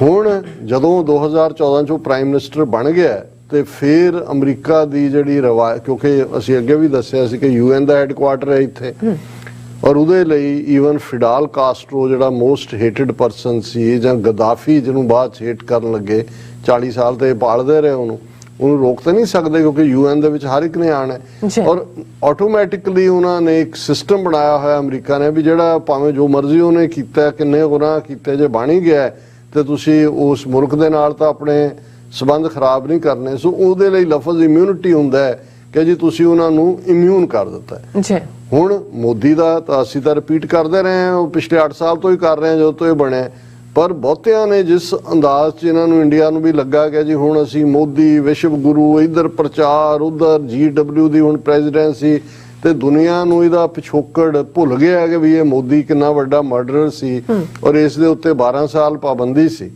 ਲੇਕਿਨ ਕਾਤਲ ਤਾਂ ਕਾਤਲ ਹੀ ਹੁੰਦਾ ਔਰ ਕਿਤੇ ਨਾ ਕਿਤੇ ਉਹਦਾ ਜ਼ਿਕਰ ਜ਼ਰੂਰ ਹੁੰਦਾ। ਹੁਣ ਇਹ ਇਸ਼ੂ ਜਿਹੜਾ ਅੱਜ ਇੰਡੀਅਨ ਫੋਰਨ ਮਿਨਿਸਟਰੀ ਨੇ ਆਬਜੈਕਟ ਕੀਤਾ ਕਿ ਜੀ ਦੇਖੋ ਅਮਰੀਕਾ ਨਾਲ ਸਾਡੇ ਇੰਨਾ ਐਡਵਾਂਸ ਸਟ੍ਰੈਟੇਜਿਕ ਫਰਾਣੇ ਢਮਕੇ ਨੇ ਔਰ ਇਹ ਵਾਈਟ ਹਾਊਸ ਸਟੇਟ ਡਿਪਾਰਟਮੈਂਟ ਨੇ ਕਿਉਂ ਮੋਦੀ ਨੂੰ ਰੈਫਰ ਕੀਤਾ। ਹੁਣ ਇਸ਼ੂ ਇਹ ਆਇਆ ਹੈ ਕਿ ਜਮਾਲ ਖਸ਼ੋਗੀ ਜਿਹੜਾ ਅਮਰੀਕਨ ਗ੍ਰੀਨ ਕਾਰਡ ਹੋਲਡਰ ਪਰ ਬੇਸਿਕਲੀ ਸਾਊਦੀ ਸਿਟੀਜ਼ਨ, ਉਹਨਾਂ ਦਾ ਕ੍ਰਿਟਿਕ ਸਾਊਦੀ ਸ਼ਾਹੀ ਖਾਨਦਾਨ ਦਾ, ਉਸ ਦਾ ਬੜਾ ਬਰੂਟਲ ਮਰਡਰ ਇਸਤਨਬੁਲ ਦੇ ਵਿੱਚ ਟਰਕੀ ਦੀ ਐਮਬੈਸੀ ਸਾਊਦੀ ਅਰੇਬੀਆ ਦੇ ਵਿੱਚ ਹੋਇਆ। ਜਿਹੜੀਆਂ ਇਨਵੈਸਟੀਗੇਸ਼ਨਸ ਟਰਕੀ ਨੇ ਕੀਤੀਆਂ, ਇੰਟਰਨੈਸ਼ਨਲ ਹੋਈਆਂ, ਉਹਦੇ 'ਚ ਸਾਹਮਣੇ ਆਇਆ ਕਿ ਮੁਹੰਮਦ ਬਿਨ ਸੁਲਤਾਨ ਜਿਹੜਾ ਕਿ ਕਰਾਊਨ ਪ੍ਰਿੰਸ ਜਿਹਨੇ ਇਸ ਬਾਦਸ਼ਾਹ ਤੋਂ ਬਾਅਦ ਸਾਊਦੀ ਅਰੇਬੀਆ ਦਾ ਬਾਦਸ਼ਾਹ ਬਣਨਾ, ਉਸ ਦੇ ਡਾਇਰੈਕਟ ਆਰਡਰਸ ਦੇ ਥੱਲੇ ਜਿਹੜੀ ਇੱਕ ਖਾਸ ਫੋਰਸ ਕ੍ਰੀਏਟ ਕੀਤੀ ਗਈ, ਉਹਨਾਂ ਨੇ ਬੜੀ ਬਰੂਟਲੀ ਉਸ ਦਾ ਮਰਡਰ ਕੀਤਾ ਔਰ ਜ਼ਾਹਰ ਹੈ ਕਿ ਈਵਨ ਬਾਈਡਨ ਉਹਨੂੰ ਖੂਨੀ ਕਹਿ ਚੁੱਕਾ ਹੈ ਔਰ ਇਸ ਦੇ ਉੱਤੇ ਰਿਲੇਸ਼ਨਸ ਵਿਗੜੇ ਵੀ ਦੋਨਾਂ ਮੁਲਕਾਂ ਦੇ। ਉਹਨੂੰ ਸਜ਼ਾ ਟਰੰਪ ਪੀਰੀਅਡ 'ਚ ਹੋਇਆ ਇਹ ਮਰਡਰ। ਟਰੰਪ ਨੇ ਤਾਂ ਉਹਨੂੰ ਅਣਗੌਲਿਆਂ ਕਰਤਾ, ਉਹ ਤਾਂ ਆਪਣੇ ਟ੍ਰਿਪ ਦੇ ਉੱਤੇ ਵੀ ਪਹਿਲਾਂ ਸਾਊਦੀ ਅਰੇਬੀਆ, ਉਹਦਾ ਇੱਕ ਆਪਣਾ ਏਜੰਡਾ ਸੀ। ਪਰ ਇਸ ਸਾਰੇ ਨੂੰ ਸਾਹਮਣੇ ਰੱਖਦੇ ਆ ਹੁਣ ਇਹ ਚਰਚਾ ਜਿਹੜੀ ਉਸ ਜਮਾਲ ਖਸ਼ੋਗੀ ਦੀ ਫਿਆਂਸੇ ਸੀ, ਉਹਨੇ ਅਮਰੀਕਨ ਕੋਰਟ ਦੇ ਵਿੱਚ ਕੇਸ ਕੀਤਾ। ਅਮਾਉਂਟ ਨਹੀਂ ਆਇਆ ਵੀ ਕਿੰਨੇ ਦਾ ਵੀ ਕੀਤਾ। ਹੁਣ ਉਹਦੇ ਤੇ ਅੱਜ ਤੋਂ 3-4 ਦਿਨ ਪਹਿਲਾਂ ਅਮਰੀਕਨ ਗਵਰਨਮੈਂਟ ਨੇ ਜਦੋਂ ਪੁੱਛਿਆ ਗਿਆ ਵੀ ਤੁਹਾਡੀ ਕੀ ਪੋਜੀਸ਼ਨ ਹੈ, ਉਹਨਾਂ ਨੇ ਕਿਹਾ ਜੀ ਸਾਡੀ ਹੁਣ ਕੋਈ ਪੋਜੀਸ਼ਨ ਨਹੀਂ, ਕਿਉਂਕਿ ਇਸ ਨੂੰ ਮੁਹੰਮਦ ਬਿਨ ਸੁਲਤਾਨ ਨੂੰ ਪ੍ਰਾਈਮ ਮਿਨਿਸਟਰ ਐਲਾਨ ਦਿੱਤਾ ਹੈ 2-3 ਮਹੀਨੇ ਪਹਿਲਾਂ ਸਾਊਦੀ ਸ਼ਾਹ ਨੇ, ਇਸ ਲਈ ਉਹਨੂੰ ਇਮਿਊਨਿਟੀ ਹੈ, ਯਾਨੀ ਕਿ ਉਹ ਅਮਰੀਕਾ ਆ ਸਕਦਾ, ਕੱਲ ਨੂੰ ਨੇ ਕਿੰਗ ਬਣਨਾ। ਔਰ ਇਹ ਹੁਣ ਇਹਨੂੰ ਲੈ ਕੇ ਕਿਉਂਕਿ ਜਮਾਲ ਖਸ਼ੋਗੀ ਦਾ case internationally human rights organisations ਲਈ ਵੀ ਬੜਾ ਅਹਿਮ ਕੇਸ ਸੀ ਅਮਰੀਕਾ ਦੇ ਵਿੱਚ, ਕਿਉਂਕਿ ਅਮਰੀਕਨ ਗ੍ਰੀਨ ਕਾਰਡ ਹੋਲਡਰ ਸੀ, ਮੀਡੀਆ ਦਾ ਵੀ ਇੰਟਰਸਟ ਔਰ ਦੂਜਾ, ਔਰ ਜ਼ਾਹਰ ਹੈ ਕਿ ਵੀ ਇਸ ਦੇ ਉੱਤੇ ਇੱਕ ਬੜਾ ਰੌਲਾ ਗੌਲਾ ਪੈਣਾ ਸੀ। ਹੁਣ ਇਸ ਦੇ ਉੱਤੇ ਜਦੋਂ ਸਟੇਟ ਡਿਪਾਰਟਮੈਂਟ ਦਾ ਸਪੋਕਸਪਰਸਨ ਔਰ ਉਹ ਵੀ ਜਿਹੜਾ ਵੇਦਾਂਤ ਪਟੇਲ, ਇਹਨਾਂ ਦਾ ਹੀ ਵੜ ਗਏ ਨੇ ਸਾਰੇ ਪਾਸੇ, ਉਹਨੂੰ ਇਹ ਪੁੱਛਿਆ ਗਿਆ ਕਿ ਜੀ ਤੁਸੀਂ ਖਸ਼ੋਗੀ ਨੂੰ ਜਿਹੜੀ ਨਾਟ ਖਸ਼ੋਗੀ ਨੂੰ ਮੁਹੰਮਦ ਬਿਨ ਸੁਲਤਾਨ ਨੂੰ ਜਿਹੜਾ ਤੁਸੀਂ ਇਮਿਊਨਿਟੀ ਦਿੱਤੀ ਹੈ, ਇਹ ਤਾਂ ਵਾਇਲੇਟ ਕੀਤਾ ਔਰ ਤੁਸੀਂ ਇਹ ਤਾਂ ਇਨਸਾਨੀ ਹਕੂਕਾਂ ਦੀ ਖਿਲਾਫ ਵਰਜ਼ੀ ਹੈ। ਔਰ ਉਹਦੇ 'ਚ ਉਹਨੇ ਜਿਹੜਾ ਪ੍ਰੈਸ ਕਾਨਫਰੰਸ ਦੇ ਦੌਰਾਨ ਉਹਨੇ ਅੱਗੋਂ ਜਵਾਬ ਦਿੱਤਾ ਕਿ ਭਾਈ ਇਹ ਪਹਿਲੀ ਵਾਰ ਨਹੀਂ ਅਸੀਂ ਇਸ ਕਿਸਮ ਦੀ ਇਮਿਊਨਿਟੀ ਦਿੱਤੀ। ਔਰ ਇਹ ਜਿਹੜਾ ਡਿਪਟੀ ਸਪੋਕਸਪਰਸਨ ਹੈ ਸਟੇਟ ਡਿਪਾਰਟਮੈਂਟ ਦਾ ਵੇਦਾਂਤ ਪਟੇਲ, ਉਹਨੇ ਕਿਹਾ ਕਿ ਵੀ ਇਹ ਪਹਿਲੀ ਵਾਰ ਨਹੀਂ ਜਦੋਂ ਅਮਰੀਕਾ ਐਵੇਂ ਕਰ ਰਿਹਾ, ਇਸ ਤੋਂ ਪਹਿਲਾਂ ਵੀ ਹੁੰਦਾ ਆਇਆ। ਫਿਰ ਉਹਨੇ ਉਦਾਹਰਨਾਂ ਦਿੱਤੀਆਂ ਕਿ ਜੀ ਦੇਖੋ 1993 ਦੇ ਵਿੱਚ ਹੈਤੀ ਦਾ ਰਾਸ਼ਟਰਪਤੀ ਹੇਤੀ ਅਰਿਸਟਾਈਡ, ਉਹਨੂੰ ਵੀ ਅਸੀਂ ਇਮਿਊਨਿਟੀ ਦਿੱਤੀ ਸੀ, ਭਾਵੇਂ ਉਹਦੇ ਖਿਲਾਫ ਹਿਊਮਨ ਰਾਈਟਸ ਵਾਇਲੇਸ਼ਨਸ ਦੇ ਮਾਮਲੇ ਸੀ।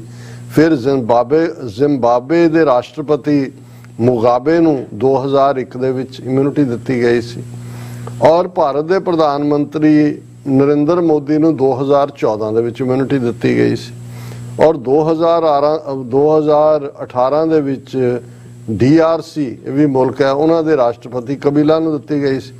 ਉਹਨਾਂ ਨੇ ਕਿਹਾ ਵੀ ਇਹ ਹੁਣ ਇੱਕ ਸਾਡਾ ਚਲਨ ਹੈ ਕਿ ਅਸੀਂ ਜਿਹੜੇ ਹੈਡ ਆਫ ਦਾ ਸਟੇਟ ਨੇ ਜਾਂ ਫੋਰਨ ਮਿਨਿਸਟਰ ਬਣਦੇ ਨੇ ਉਹਨਾਂ ਨੂੰ ਜਿਹੜਾ ਇਮਿਊਨਿਟੀ ਦਿੰਦੇ।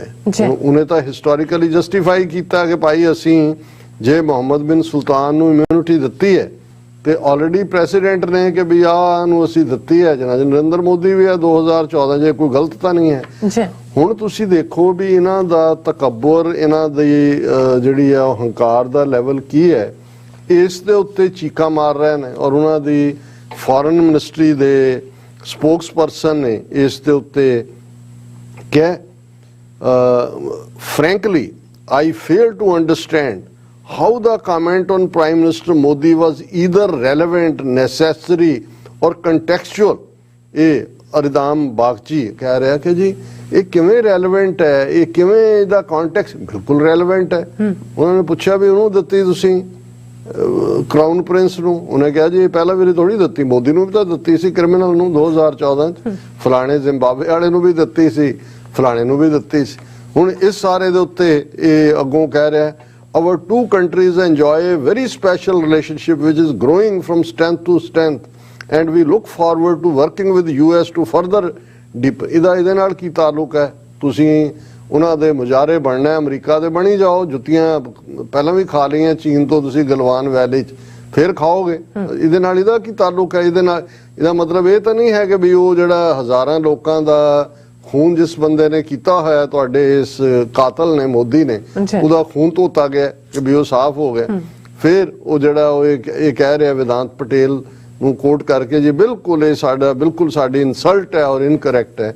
ਸੋ ਅਸੀਂ ਸਮਝਦੇ ਹਾਂ ਕਿ ਵੀ ਚਲੋ ਘੱਟੋ ਘੱਟ ਇਸ ਬਹਾਨੇ ਸਾਨੂੰ ਇਸ ਅਖਾਣ ਨੂੰ ਇੰਟਰਪ੍ਰੀਟ ਕਰਨ ਦਾ ਵੀ ਮੌਕਾ ਮਿਲ ਗਿਆ ਕਿ ਉਲਟਾ ਚੋਰ ਕੋਤਵਾਲ ਕੋ ਡਾਂਟੇ। ਜੀ ਡਾਕਟਰ ਸਾਹਿਬ ਤੁਹਾਡਾ ਬਹੁਤ ਬਹੁਤ ਧੰਨਵਾਦ। ਸਵਾਗਤ ਹੈ ਬ੍ਰੇਕ ਵਿਊਅਰਸ, ਤੁਸੀਂ ਇਸੇ ਤਰ੍ਹਾਂ ਬਣੇ ਰਹਿਣਾ। ਮਿਲਦੇ ਹਾਂ ਛੋਟੇ ਜਿਹੇ ਬ੍ਰੇਕ ਤੋਂ ਬਾਅਦ।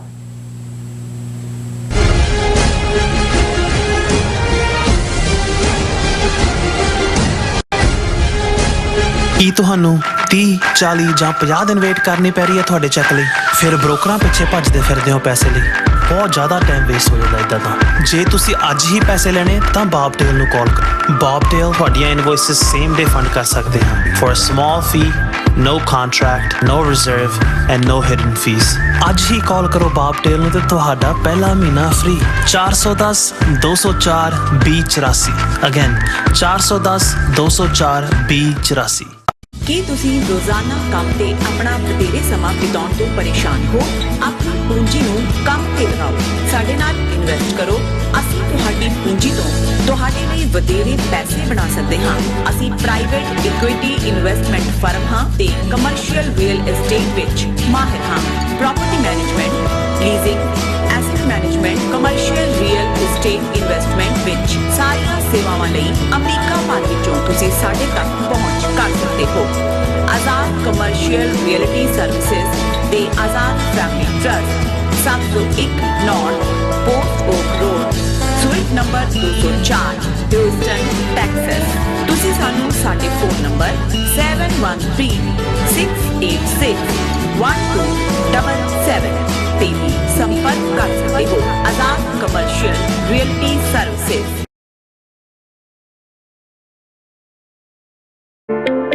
ਸਿਗਨੇਚਰ ਟਰੱਕ ਸਰਵਿਸ ਰਾਊਟ 81 ਉੱਤੇ ਐਗਜ਼ਿਟ 235 ਤੇ ਟਰੱਕਰ ਵੀਰਾਂ ਲਈ 24 ਘੰਟੇ ਰੋਡ ਸਰਵਿਸ ਦੀ ਸੁਵਿਧਾ ਮੌਜੂਦ। Heavy duty repair, oil change, ਪੁਰਾਣੇ ਅਤੇ ਨਵੇਂ tyre, computer diagnostic, DPF cleaning, brake service ਜਾਂ ਰਸਤੇ ਵਿੱਚ ਆਈ ਹਰ ਤਰ੍ਹਾਂ ਦੀ ਰਿਪੇਅਰ ਪ੍ਰੋਫੈਸ਼ਨਲ ਟੀਮ ਵੱਲੋਂ ਕੀਤੀ ਜਾਂਦੀ ਹੈ। ਬ੍ਰੇਕਫਾਸਟ, ਲੰਚ ਅਤੇ ਡਿਨਰ ਲਈ ਪੰਜਾਬੀ ਢਾਬੇ ਦਾ ਆਨੰਦ ਵੀ ਮਾਣੋ। ਡਰਾਈਵਰ ਅਤੇ ਟਰੱਕ ਆਪਰੇਟਰ ਵੀਰ ਡਿਸਪੈਚ ਦੀ ਸਰਵਿਸ ਲਈ ਸਾਡੇ ਨਾਲ ਸੰਪਰਕ ਕਰਨ। Signature truck service 58 triangle drive, Weyers Cave, Virginia 24486।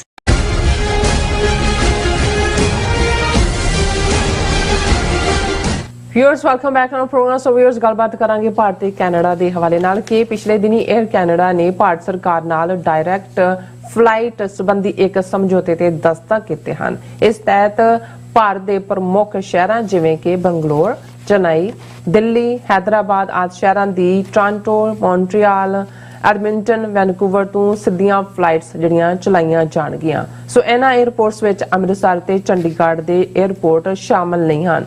ਸੋ ਹਕੀਕਤ ਇਹ ਹੈ ਕਿ 10 ਲੱਖ ਦੇ ਕਰੀਬ ਪੰਜਾਬੀ ਕੈਨੇਡਾ ਵਿੱਚ ਵਸਦੇ ਹਨ, ਪਰ ਉਹਨਾਂ ਦੀ ਪਹੁੰਚ ਅੰਮ੍ਰਿਤਸਰ ਅਤੇ ਚੰਡੀਗੜ੍ਹ ਨਹੀਂ ਹੋਵੇਗੀ। ਕਿ ਭਾਰਤ ਸਰਕਾਰ ਵੱਲੋਂ ਕੈਨੇਡਾ ਦੇ ਸਿੱਖਾਂ ਨੂੰ ਉਹਨਾਂ ਦੀ ਖਾਲਿਸਤਾਨ ਦੀ ਹਮਾਇਤ ਲਈ ਸਜ਼ਾ ਦਿੱਤੀ ਜਾ ਰਹੀ ਹੈ। ਸੋ ਇਸ ਵਿੱਚ ਕੈਨੇਡੀਅਨ ਸਰਕਾਰ ਵੀ ਬਰਾਬਰ ਦੀ ਜ਼ਿੰਮੇਵਾਰ ਹੈ। ਸੋ ਕਿਉਂਕਿ 에ਅਰ ਕੈਨੇਡਾ ਸਰਕਾਰੀ ਅਦਾਰਾ ਹੈ। ਸੋ ਇਸ ਬਾਰੇ ਆਪਾਂ ਗੱਲਬਾਤ ਕਰਨ ਜਾ ਰਹੇ ਹਾਂ। ਸੋ ਅਸੀਂ ਚਾਹਾਂਗੇ ਕਿ ਤੁਸੀਂ ਨਾਲ ਇਸੇ ਤਰ੍ਹਾਂ ਬਣੇ ਰਹਿਣਾ। ਦੇਖਣ, ਸੁਣਨੇ ਜਾਂ ਲਿਖਣ ਲਈ ਤੁਹਾਡਾ ਸਭ ਦਾ ਬਹੁਤ ਬਹੁਤ ਸ਼ੁਕਰੀਆ ਜੀ। ਡਾਕਟਰ ਸਾਹਿਬ ਕੀ ਕਹਿਣਾ ਚਾਹੋਗੇ? ਦੇਖੋ, ਹਿੰਦੂਆਂ ਦੇ ਵੱਡੇ ਸਕਾਲਰ ਜਿਨ੍ਹਾਂ ਨੇ ਹਿੰਦੂ ਰਾਮਾਇਣ ਲਿਖੀ, ਜਿਹਦਾ ਅਸਲ ਨਾਂ ਰਾਮਚਰਿਤਮਾਨਸ ਹੈ, ਅੱਜ ਕਰੋੜਾਂ ਹਿੰਦੂ ਘਰਾਂ ਦੇ ਵਿੱਚ ਉਹ ਰਾਮਾਇਣ ਪੜ੍ਹੀ ਜਾਂਦੀ ਹੈ। ਵਾਲਮੀਕੀ ਦੀ ਰਾਮਾਇਣ ਨੂੰ ਤਾਂ ਇਗਨੋਰ ਕਰ ਦਿੱਤਾ ਗਿਆ ਕਿਉਂਕਿ ਵਾਲਮੀਕੀ ਨੇ ਫਿਰ ਕਈ ਅਸਲੀ ਪੋਲ ਵੀ ਖੋਲੇ ਨੇ।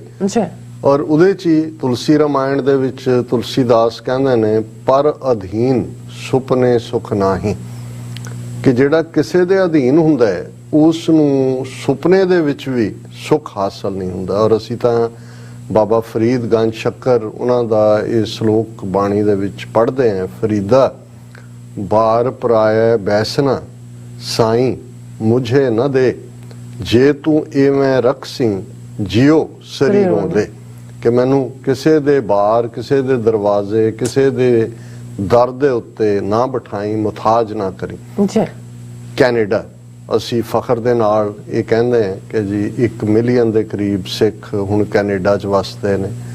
ਅਸੀਂ ਫਖਰ ਨਾਲ ਕਹਿੰਦੇ ਹਾਂ ਕਿ ਕੈਨੇਡਾ ਨੇ ਹੁਣ ਜਿਹੜੇ PR ਹੋਲਡਰ ਨੇ ਉਹਨਾਂ ਦੇ ਜਿਹੜੇ ਹੱਕ ਕਿ ਉਹ ਫੌਜ ਦੇ ਵਿੱਚ ਫੌਜ ਜੁਆਇਨ ਕਰ ਸਕਦੇ ਨੇ ਉਹ ਖੋਲ੍ਹ ਦਿੱਤਾ ਹੈ। ਔਰ ਇਹਦੇ ਨਾਲ ਜੌਬ ਓਪਰਚੁਨਿਟੀਜ਼ ਵੀ ਨੇ। ਔਰ ਸਿੱਖ ਫੌਜੀ ਕੈਨੇਡਾ 'ਚ ਆਪਣੇ ਯੂਨੀਕ ਸਿੱਖੀ ਸਰੂਪ ਦੇ ਨਾਲ ਨਜ਼ਰ ਆਉਣਗੇ। ਪਹਿਲਾਂ ਵੀ ਕੈਨੇਡਾ 'ਚ ਸਿੱਖੀ ਸਰੂਪ ਵਾਲੇ ਨੇ। ਈਵਨ ਕੈਨੇਡਾ ਦਾ ਸਾਬਕਾ ਡਿਫੈਂਸ ਮਿਨਿਸਟਰ ਹਰਜੀਤ ਸਿੰਘ ਸੱਜਣ ਵੀ ਫੌਜ ਦੇ ਵਿੱਚ ਸੀ।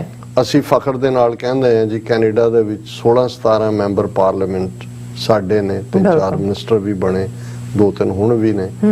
ਅਸੀਂ ਫਖਰ ਦੇ ਨਾਲ ਕਹਿੰਦੇ ਹਾਂ ਜੀ ਕਿ ਦੂਜੀ ਵੱਡੀ ਪਾਰਟੀ ਜਿਹਦੀ ਮਦਦ ਦੇ ਨਾਲ ਜਸਟਿਨ ਟਰੂਡੋ ਦੀ ਹਕੂਮਤ ਖੜੀ ਹੈ, ਜਗਮੀਤ ਸਿੰਘ NDP, ਉਹ ਅੰਮ੍ਰਿਤਧਾਰੀ ਸਿੰਘ ਹੈ। ਫਖਰ ਵਾਲੀਆਂ ਗੱਲਾਂ ਨੇ ਕਿ ਭਾਈ ਉਹੀ ਮੁਲਕ ਜਿੱਥੇ ਕਦੇ ਕੌਮਾਂ ਗਾਟਾ ਮਾਰੂ ਨੂੰ ਵਾਪਸ ਮੋੜਿਆ ਗਿਆ ਸੀ ਔਰ ਕਿੰਨੀਆਂ ਸ਼ਹਾਦਤਾਂ ਬਜ-ਬਜ ਘਾਟ ਦੇ ਕੰਢੇ ਤੇ ਹੋਈਆਂ, ਅੱਜ ਉਸ ਮੁਲਕ ਦੇ ਵਿੱਚ ਸਾਡੀ ਭਾਗੀਦਾਰੀ ਹੈ ਬਰਾਬਰ ਦੀ। ਔਰ ਅਸੀਂ ਇਸ ਗੱਲ ਦਾ ਵੀ ਫਖਰ ਕੀਤਾ ਕਿ ਇਹਦੇ ਬਾਵਜੂਦ ਕਿ ਭਾਰਤੀ ਹਕੂਮਤ ਨੇ ਪੂਰਾ ਦਬਾਅ ਕੈਨੇਡਾ ਦੇ ਉੱਤੇ ਬਣਾਇਆ, ਰੈਫਰੈਂਡਮ ਖਾਲਿਸਤਾਨ ਦੇ ਉੱਤੇ ਜਿਹੜਾ ਸਤੰਬਰ ਔਰ ਨਵੰਬਰ ਮਹੀਨੇ 'ਚ ਹੋਇਆ ਉਹਨੂੰ ਰੁਕਵਾਉਣ ਦੇ ਲਈ, ਔਰ ਨਤੀਜੇ ਦੇ ਤੌਰ ਦੇ ਉੱਤੇ ਡਿਮਾਰਸ਼ੇ, ਪ੍ਰੋਟੈਸਟ, ਟਰੈਵਲ ਐਡਵਾਈਜ਼ਰੀ, ਇਹ ਸਾਰੇ ਤੌਰ ਤਰੀਕੇ ਅਪਣਾਏ, ਪਰ ਕੈਨੇਡਾ ਹੈਲਡ ਇਟਸ ਗਰਾਊਂਡ। ਹੁਣ ਇਸ ਸਭ ਤੋਂ ਬਾਅਦ ਜਿਹੜੀ ਖਬਰ ਪਹਿਲਾਂ 2 ਦਿਨ ਪਹਿਲਾਂ ਵੀ ਮੈਂ ਦੇਖੀ, ਲੇਕਿਨ ਹੁਣ ਜਦੋਂ ਕੈਨੇਡੀਅਨ MPs ਨੇ ਵੀ ਪ੍ਰੋਟੈਸਟ ਕੀਤਾ ਤਾਂ ਮੈਂ ਇਸ ਨੂੰ ਡਿਸਕਸ ਕਰ ਰਿਹਾ। 에ਅਰ ਕੈਨੇਡਾ ਇੱਕ ਵੱਡਾ ਅਦਾਰਾ ਹੈ। ਜ਼ਾਹਰ ਹੈ ਕਿ ਜਦੋਂ ਅਸੀਂ 1 ਮਿਲੀਅਨ ਪੰਜਾਬੀਆਂ ਦੀ ਗੱਲ ਕਰਦੇ ਹਾਂ ਕਿ ਕੈਨੇਡਾ ਦੇ ਵਿੱਚ ਨੇ, ਜ਼ਾਹਰ ਹੈ ਸਿੱਖ, ਔਰ ਉਹਨਾਂ ਦੇ ਲਈ ਪਹਿਲਾਂ ਤਾਂ ਉੱਥੇ ਗੁਲਾਮ ਕੌਮਾਂ ਦਾ ਕੀ ਹਸ਼ਰ ਹੁੰਦਾ ਹੈ। ਪਹਿਲਾਂ ਤਾਂ ਉੱਥੇ ਤੁਸੀਂ 75 ਸਾਲਾਂ ਦੇ ਵਿੱਚ ਦੇਖੋਗੇ ਕਿ ਕਦੋਂ ਤੋਂ ਸਟਰਗਲ ਸ਼ੁਰੂ ਹੋਈ ਕਿ ਜੀ ਪੰਜਾਬ ਦੇ ਵਿੱਚ 에ਅਰਪੋਰਟ ਕਿਉਂ ਨਹੀਂ ਬਣ ਸਕਦਾ।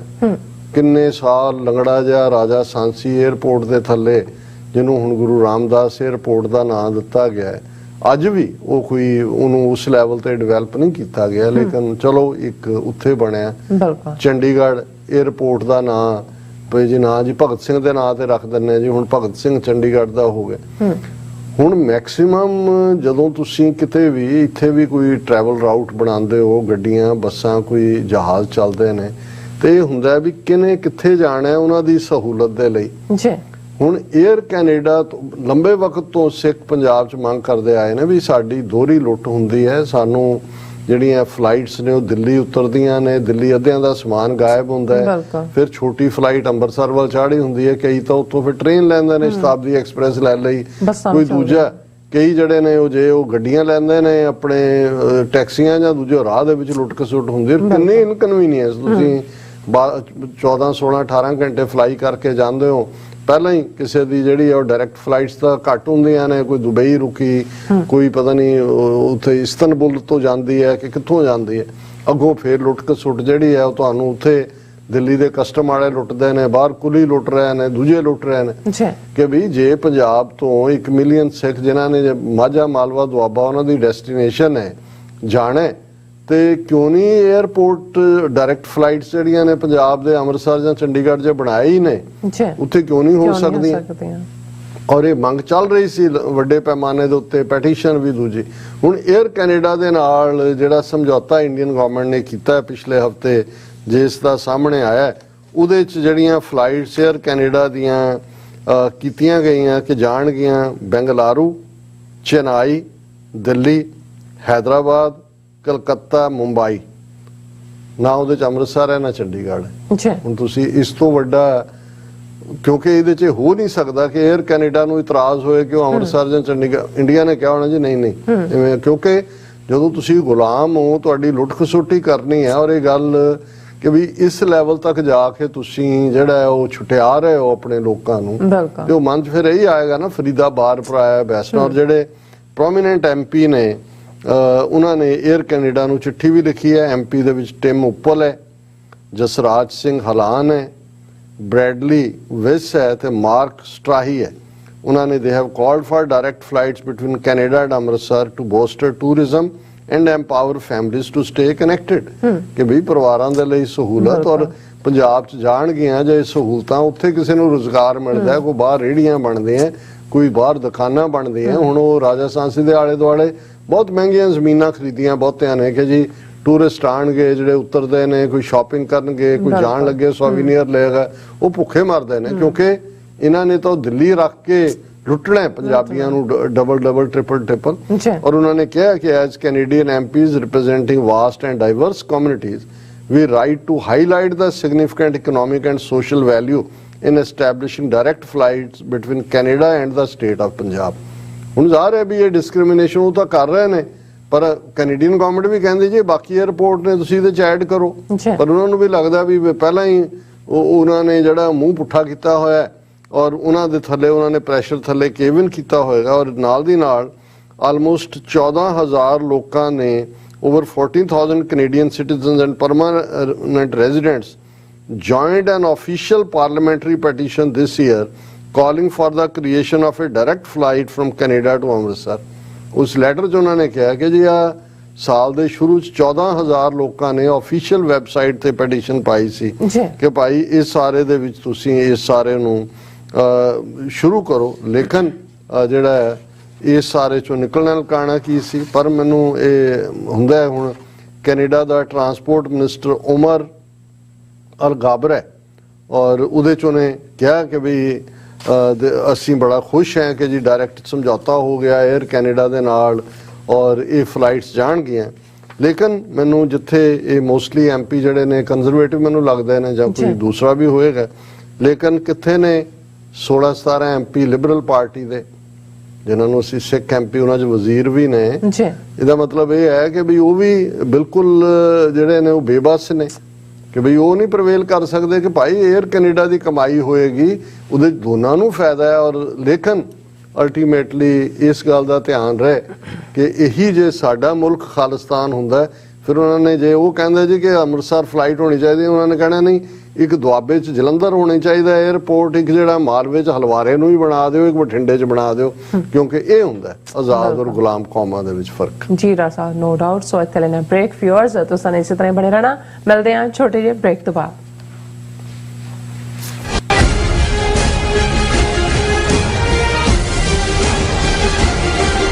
ਕੀ ਤੁਸੀਂ ਆਪਣੇ ਟੈਕਸਸ ਨੂੰ ਲੈ ਕੇ ਚਿੰਤਤ ਹੋ?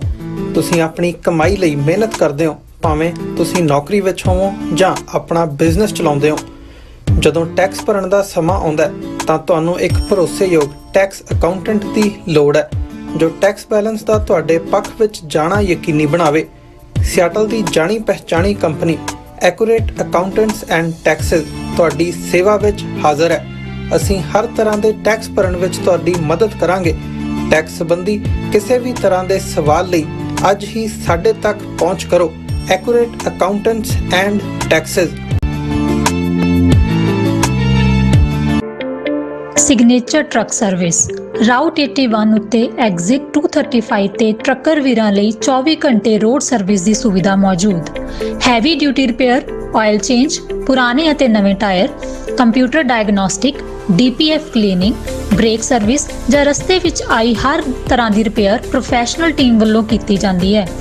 ਬ੍ਰੇਕਫਾਸਟ, ਲੰਚ ਅਤੇ ਡਿਨਰ ਲਈ ਪੰਜਾਬੀ ਢਾਬੇ ਦਾ ਆਨੰਦ ਵੀ ਮਾਣੋ। ਡਰਾਈਵਰ ਅਤੇ ਟਰੱਕ ਆਪਰੇਟਰ ਵੀਰ ਡਿਸਪੈਚ ਦੀ ਸਰਵਿਸ ਲਈ ਸਾਡੇ ਨਾਲ ਸੰਪਰਕ ਕਰਨ।